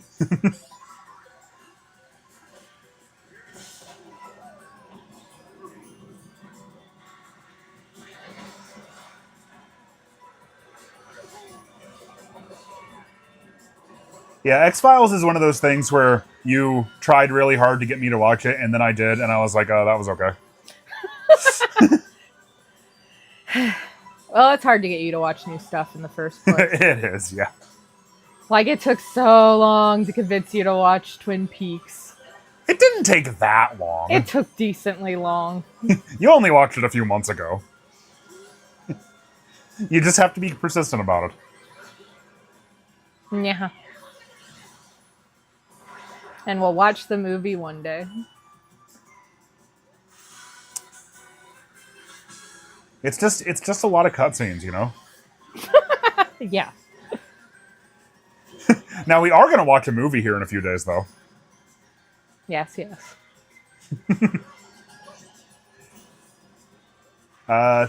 2 days from now is the 30th anniversary of the release of the Power Rangers movie. So, you better believe we're not going to miss that one. Despite the fact that that is surely the movie that I have seen more than any other in my entire life. Yeah, I literally haven't seen it since I was like 4, so. I mean, it's been a long time for me, too. I haven't seen it since I was 26. So long. Yeah, that was a while ago. Yeah. That was before I met you. Yeah. Right before you met me.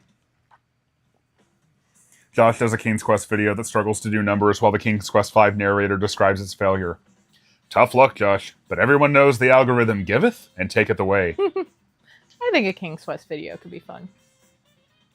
Josh and Alicia team up to do a game that combines both their interests via the murder of Sonic the Hedgehog mystery game. I would love to play that with you. That would be fun. I've never played it. We could play it on stream. And that would be fun. Oh, that would be fun. We should do that sometime. The only other 90s TV show movie adaptation Josh cares about has Diaboramon in the Pentagon's computer. I did get him to watch Summer Wars, because I was like, it's like the Digimon movie. That's what did it, yeah. I've forgotten where... We haven't been to Mario Circuit yet. I'll pick that. This isn't Donkey... Yeah, I already beat Donkey Kong Country. Now we're doing this. Also, Donkey Kong is still here, so... It may be a Donkey Kong Country, but it's a Mario Kart world, bitch. Can't get Josh to watch good TV. He just wants Power Rangers. Yeah, you're not wrong. It was actually really easy to get you to watch Gravity Falls, though. Yeah, Gravity Falls was like one of those rare things where I watched the first episode and I was already into it. Yeah. Usually I have to commit to like something new. I have to like watch maybe like 4 or 5 episodes of it before I really know if it's going to click for me or not, but not Gravity Falls. Yeah. Sometimes I get lucky. Sometimes you get lucky.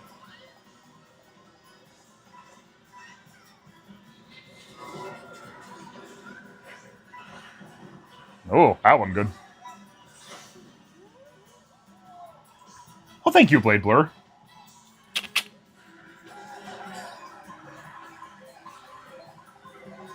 Oh yeah, once again, I have...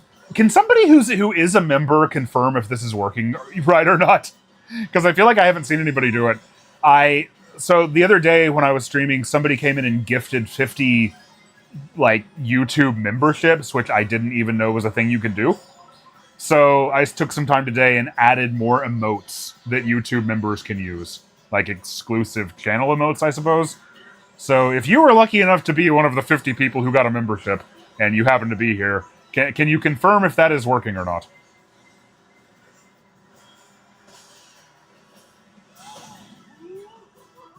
This conversation really makes me want to see a Power Rangers murder mystery just for Alpha 5's reaction. There is a Zeo episode called I think it's called either A Mystery of Time or A Mystery to Me. Does someone fucking eat it? I don't quite... It's been like 10 years since I watched Zeo, so I can't quite remember. Also, I think those were two separate episodes that are almost right next to each other. Oh, thank you, Darkwing. You didn't have to do that. Well, thanks. Darkwing just became a member. Oh yeah, they're the little emotes. Oh yeah. Good. Thank you so much. So good. It is working.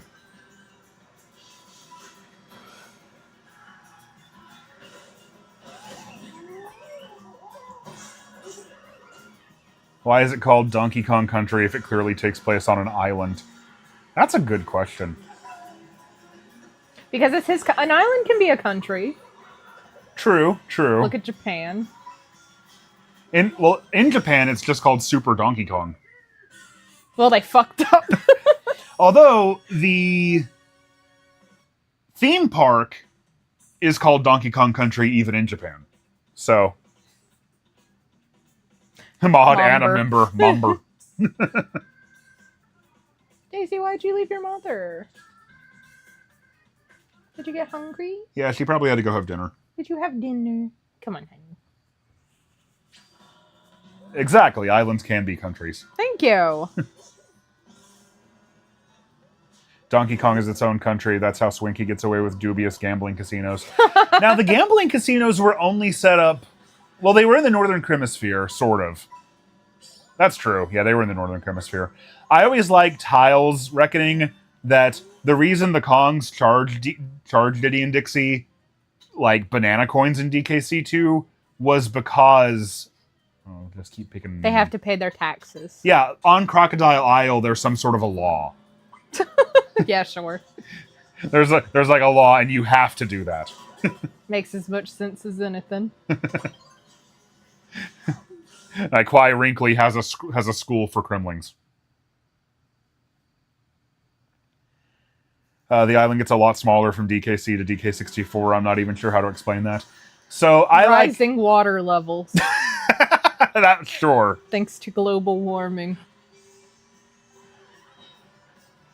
I like the idea that the hub in DK64 is sort of a glorified map screen, and it's not meant to be to scale. That's probably more of the correct answer. As much as you can possibly have a correct answer to this question.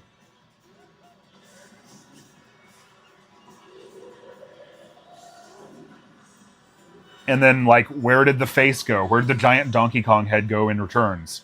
Well, the volcano that the Tiki Tak tribe came out of, that destroyed Gorilla Glacier and the volcano and the DK face. There you go. Although it's actually back in Bonanza. It got better. The face, yeah. Well, they rebuilt it. Yeah, there you go.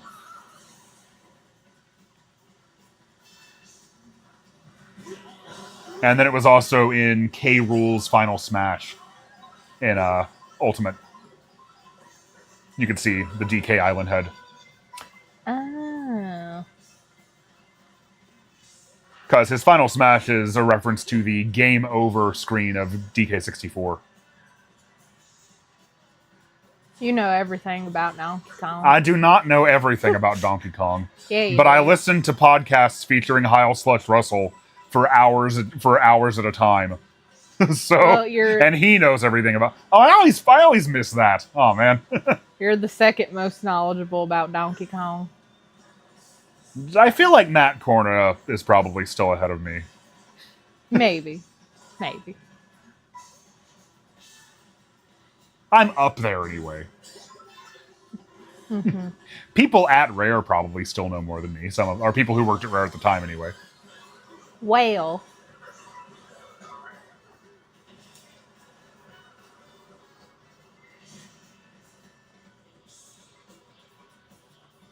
I love this intermission because, as far as I know, it's the only one with these vehicles. Yeah, it's so fun. The big helicopters. And the boats. Yeah.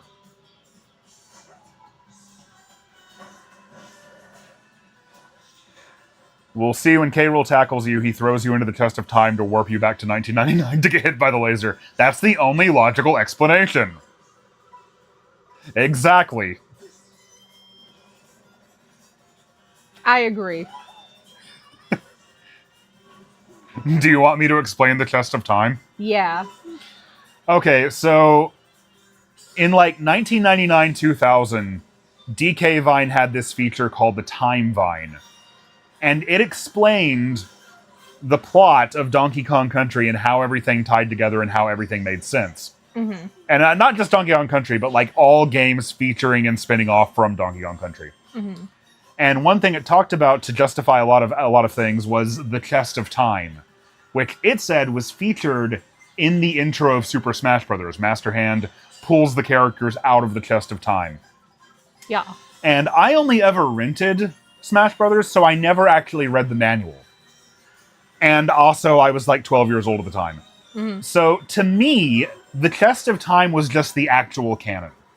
Oh, I thought the Chest of Time was a real thing, and not just something that DK Vine made up. Yeah.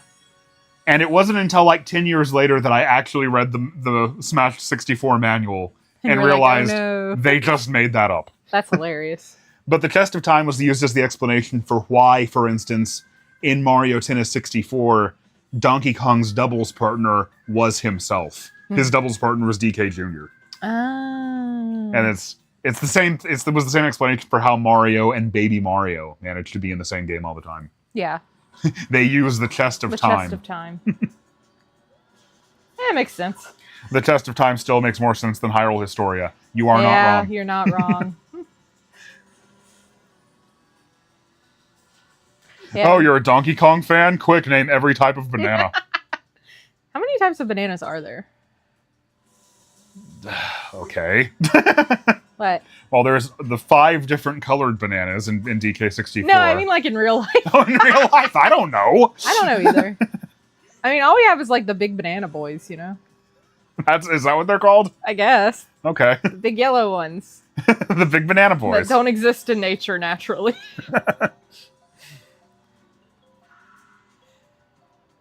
Master Hand is the god of Donkey Kong. Yellow.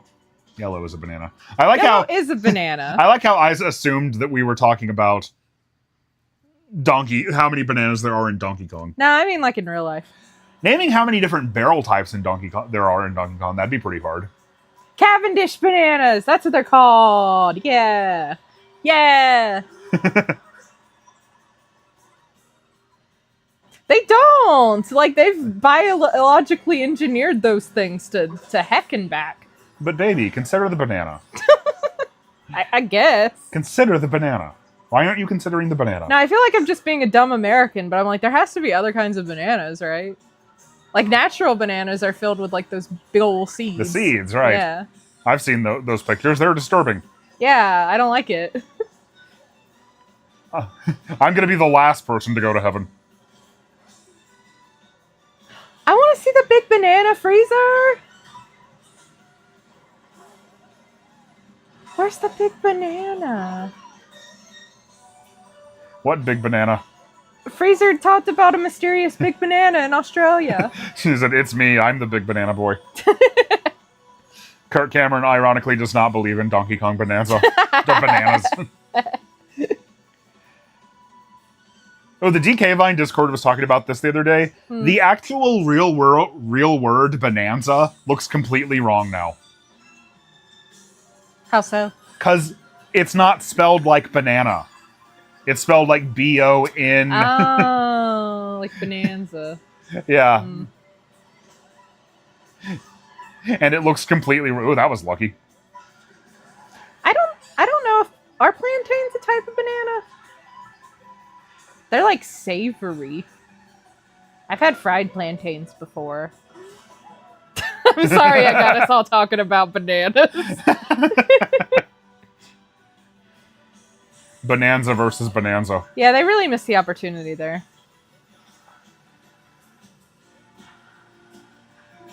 Yeah, I assumed it was somewhere in like South America that they would have different bananas.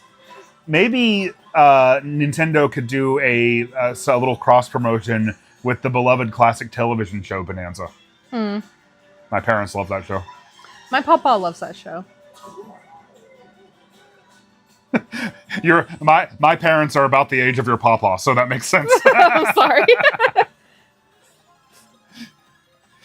Yeah, her mom was born the year after my parents got together.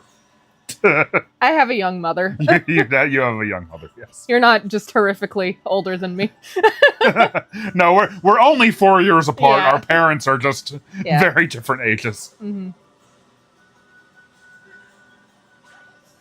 Although you are still in college, so that sound it sounds. There's multiple things that make us sound like we're much further apart in age. I'm just a non-traditional student. I go to school and the kids scare me.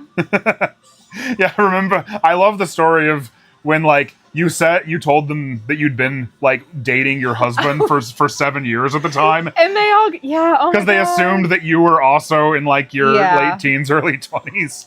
Yeah, I was doing a group project and we got on the subject of marriage somehow, and I was like, yeah, I was with my husband 7 years before we got married. Yeah. And then they got really awkwardly quiet. And you didn't know why. And I was so confused. And then one of them just went, so did you get married super young? And I was like, oh my God, no, I'm 30. I didn't get married at 15 or something. I'm fine. And then they were like, oh, that's okay. Yeah, and then they were like, they thought they needed to comfort me because I got married at 27, and I'm like, no, I'm fine. What? Why would they think that? Because, we have this idea that you need to get married by 25. We do? I didn't know that. In the South, especially. Oh. Well, I always lived in a city, so I don't think people felt that kind of pressure, Yeah. around here. In the surrounding counties and smaller areas, yeah, I definitely noticed that. People got married a lot younger when they went to other my friends from other schools. That tended to be the case, but yeah.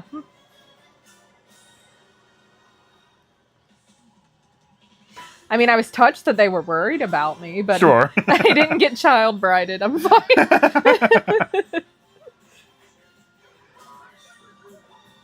27 seems like a perfectly reasonable time to get married to me. Yeah. I mean, to me too. It's just some people are weird about it. There's still that idea that you need to get married by 25 and have kids. Yeah, that's ridiculous. It is ridiculous. Especially in this economy. Yeah, exactly. In this economy, don't have kids. Just don't.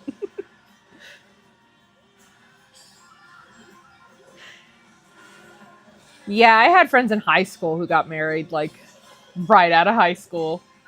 I knew a couple of people who got married right out of high school, and they were all divorced within about a year. So, I mean, one of the couples I knew were still married a few years later because they came into the Dairy Queen when I was working. Yeah. Sometimes it can work out, but a lot of the It's not times, impossible, but it is quite unlikely. Yeah.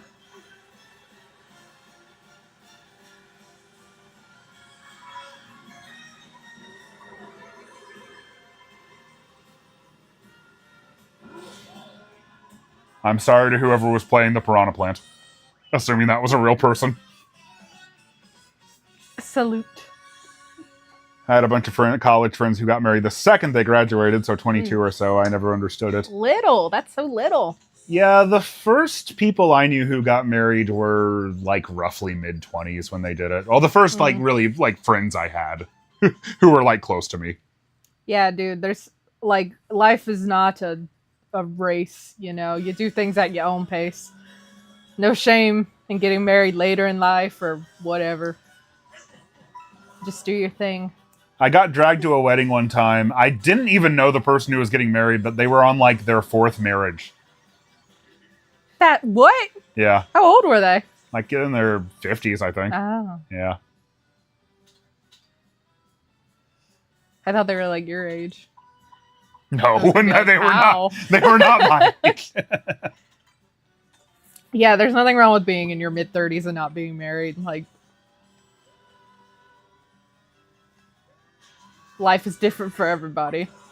When I was in college, we had a saying, ring by spring, because seniors would rush to get married by the end of senior year. Yeah, I do not remember that being a thing, at least not among my circles. You never heard MRS degree jokes or whatever? What? No, I don't even know what that stands for. You know, there's that thing where like, oh, some girls just want to go to college to get their MRS degree, find a husband, Mrs. Oh, okay. Mm-hmm. Yeah, maybe I have heard that and I just forgot. But that wasn't something I heard often. Yeah. I don't even remember hearing any girls saying stuff like that. I think people just made that up. It would be a weird thing to go to college to do if that was Yeah. actually your primary goal. There are cheaper ways to find a man. For example, go on the internet and talk about how many video games you like, Yeah. which is how you found me. Mm-hmm. Thanks, MGS and Undertale. That was like the first two things we ever talked about were Metal Gear Solid and Undertale. And we carried on both of those conversations more or less simultaneously. Yeah. And that's how you know. That's how you know. Hello, Totally Not Espresso. They're so cute, though. It is so much harder to meet people when you're older, though. Blade Blur. Like, if you don't have school to go to consistently, Yeah.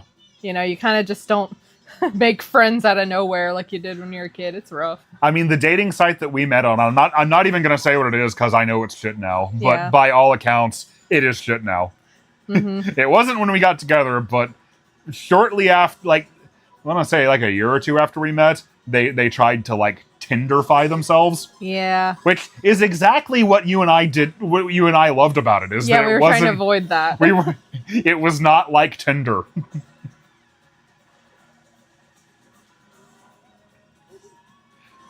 Tinder was an absolute crapshoot, though. I do not miss that. I don't think I ever talked to a Yeah. single real person on there. I downloaded it and I never even tried it because I Yeah. was like, what am I doing?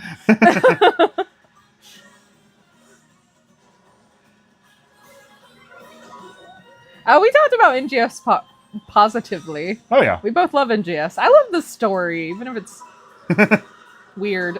yeah. Our never-ending debate is about whether or not 5 is good or not. 5 just doesn't have anything I like about a Metal Gear game. And it has lots of things that I like about Metal Gear games. And that's okay. You married me in spite of my opinions. I did.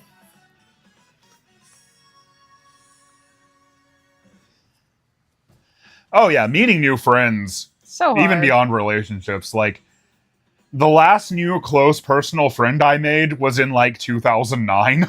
God. At least aside from like internet peeps. I know there's lots of people like Freezer and Darkwing and Kovar and Cornhorn and lots of people in my Discord community. Like, lots of people that I consider my friends that I only know online. But in terms of like IRL friends, yeah, it's it's so hard to meet people. Yeah. We tried that that friendship app for a while. What was that one called? Oh yeah, the Bumble Friends thing. Bumble Friends, yeah. Yeah, and like I was like making pals on there, but then COVID hit like right when I was like trying to find friend groups to meet up with. It was very sad. Yeah, whereas I had, like, as a dude, I had sort of a very different problem. You were actually making friends. You went on friend dates with people. I Yeah. remember that. Mm. When I got on there, literally, like, there were only about like half a dozen dudes who even had themselves marked as looking for friendship. Because I guess when you're a dude, making friends is gay.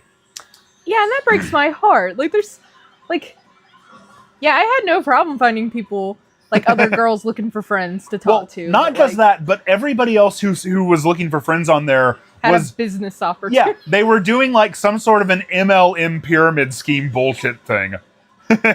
So it's like, yeah, I don't think this is going to work out for me. But yeah, it's a shame. Like, there's nothing wrong with trying to find friends when you're a dude. Like, of course not. Maybe I just need to go back to college. Yeah. Maybe. Go back to college and make friends with people in like their early 20s. Oh, God.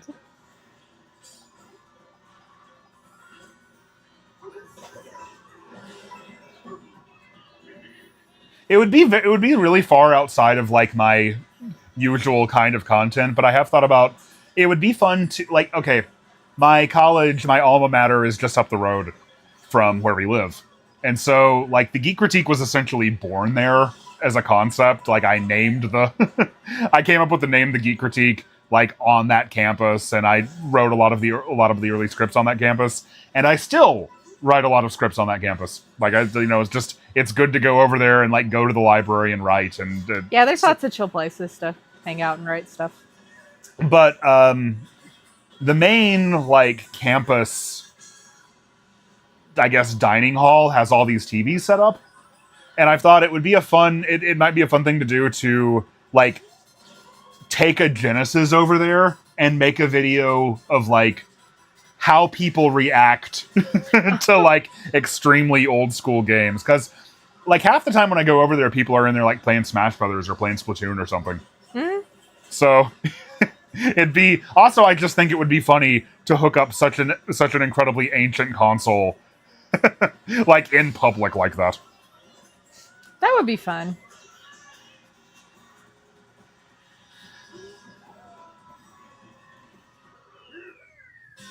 But also, I am not Conan O'Brien, and I don't know how I would do it talking to people in public. for a video. I know I can talk to people in public. You are so good at talking to people. Yeah. You're striking up conversations. You would be fine. No, I'm not worried about that. I just mean doing it publicly. It's me who shrivels up like a little weed. Congratulations to Sariel. Sariel? And Cornhorn. You would need the adapters. Oh yeah, I know. I would need to bring the retro tank. Hello, Skyhawk. Man, we got multiple Rosalinas. Rosalie too. All right, I think we'll do once everybody loads in, we'll do a knockout tour, and then I think I'll call it a night. So I'll give it just a second. If anybody else wants to join, we'll do one more knockout tour. Shout outs to Toad, yeah, true.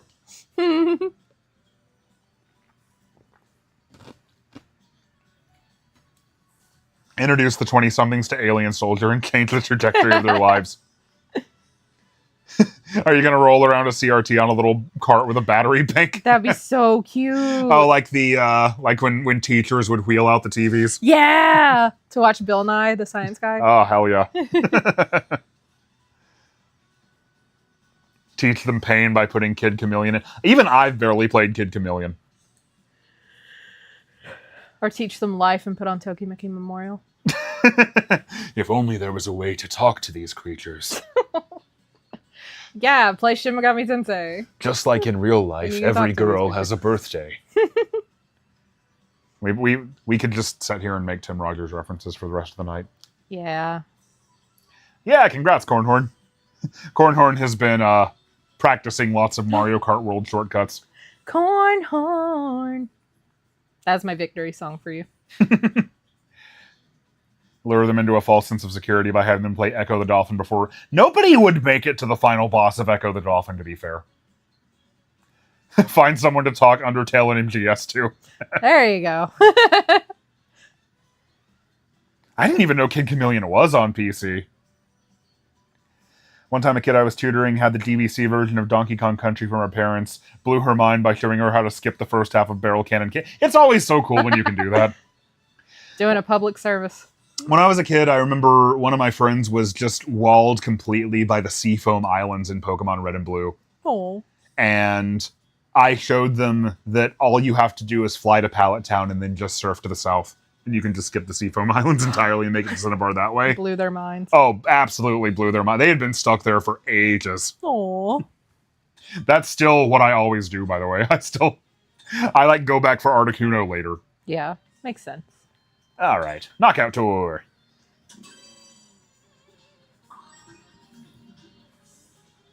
Yeah, we'll do more intermissions this time. By necessity of doing Knockout Tour.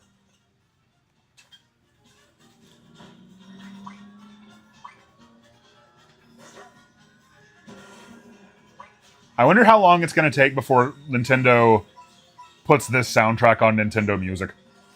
Ooh, I don't know. There's so many songs. I know that would. So I feel like that would be like an app install. I want to say system seller, but like that would an app installer.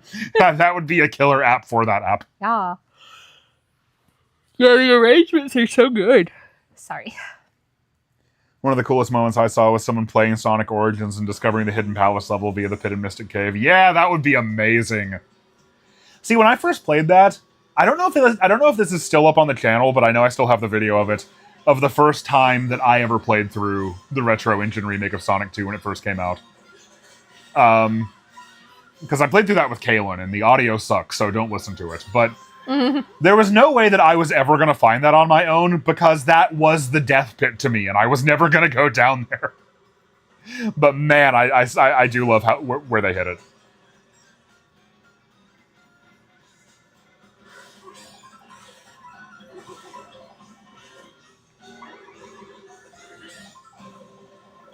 Oh god.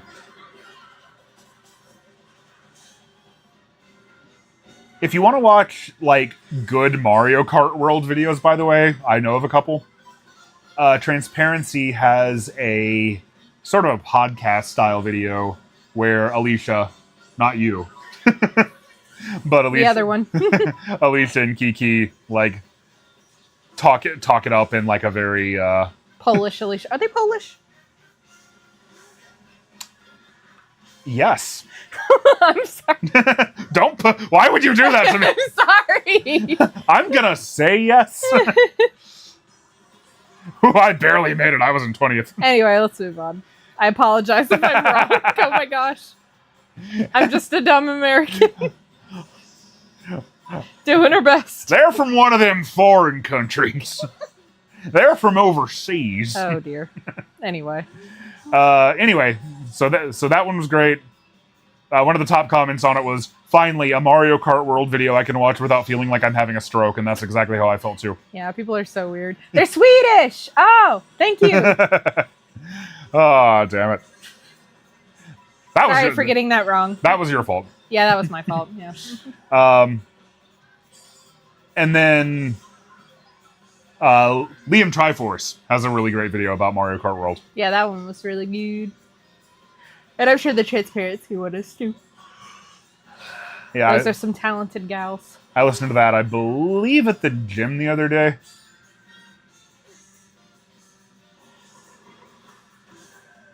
And then I was listening earlier today to Liam Triforce's like video from a year ago about all the other Mario Kart games.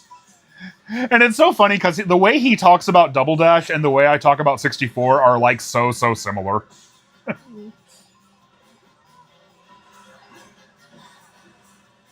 Where it's just like, he could go on and on about Double Dash forever pretty much. And it has like so many of his all-time favorite courses. And he doesn't say it's the one he played as a kid, but it was the one he played as a kid.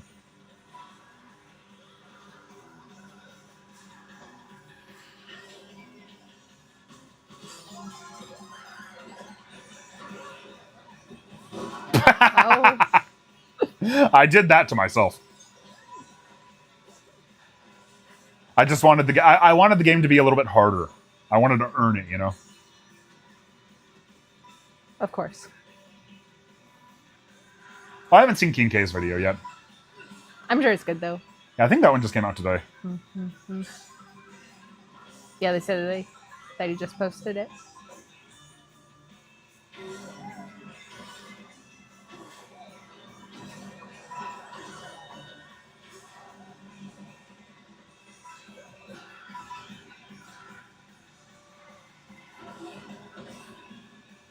Trying hard not to get eliminated here. Because, yeah, earlier, toward the beginning of the race, only the top 20 survived, and I was 20th. So I was like, I better focus a little bit. Yeah, I gotta up your game.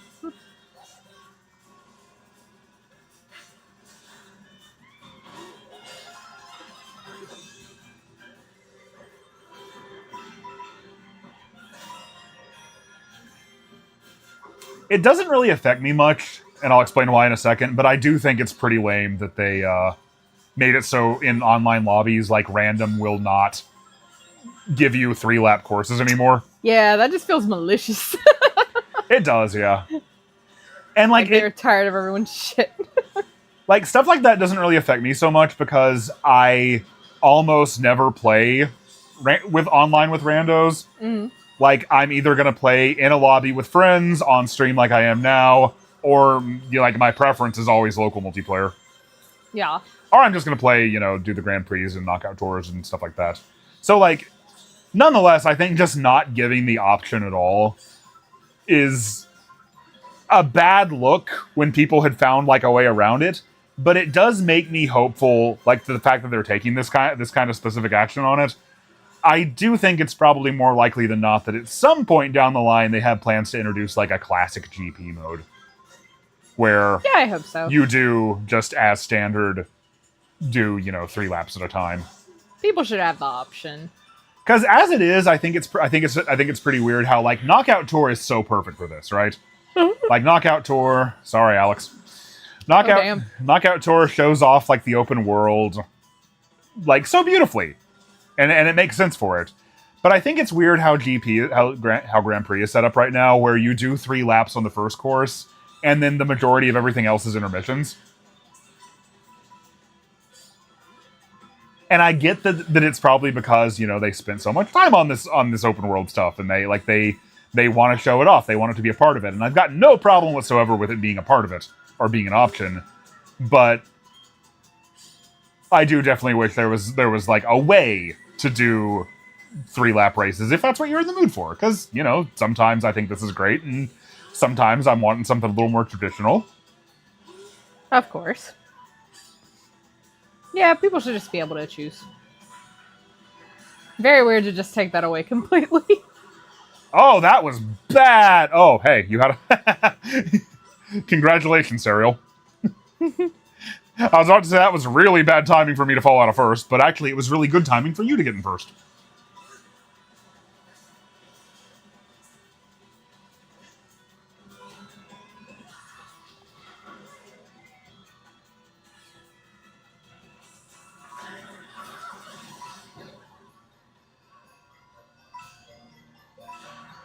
I also find the feather is just very situational.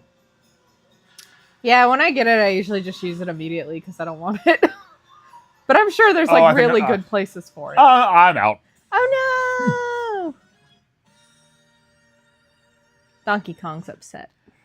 I was surprised to hear Double Dash was divisive at first from your Double Dash videos, because you're the first person I'd seen who mentioned it being divisive. That's hilarious because, when I made my original Double Dash video, the reason I went in so hard on it was because my attitude was well, everybody knows this is the one that's, really controversial, so... that a lot of people don't like, so no problem if I dunk on it too. But actually, almost every Mario Kart game has been really controversial at launch to some degree. Yeah, I just feel like people are being particularly little babies about this one. Some people are. But I think it's just the YouTube hate grind just encourages people. Yeah, you have a great deal of financial incentive and attention incentive to be like that, even if you don't even consciously recognize that you're doing it that way. Yeah. You know what I mean? Mm-hmm. I've talked before about how being on Twitter sometimes, when you get a little too online, yeah, you're not even trying to do it, but just you get so much more attention and so many more of those dopamine hits when you're being a little controversial. Yeah, it's not a good habit to get into, and it's not ain't good for nobody.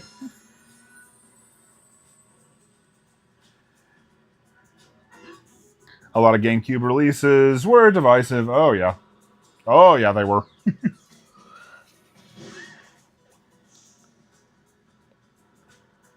feathers are good for some shortcuts. Yeah, that makes sense. Anyway, all right, everyone. It's been a blast. Thank you for sticking with me. Thank you for watching. Thank you for playing. Yeah, thanks for being here. We always appreciate you. Nintendo is weird about player choice. I remember when Splatoon 2 came out, and it has that salmon run mode. Yeah. And now it's basically always running. But when it first came out, it was only at certain times. That was so weird. Yeah, like it would you would get on and you just couldn't play it because it wasn't open right now. Yeah. So weird. Whereas no one's doing videos attacking Todd's Adventures in Slime World because it's perfect. Exactly. Once again, go watch. Since I'm about to sign off, I'm going to link you to Freezer's Todd's Adventures in Slime World video. Yeah, go get Todd pilled.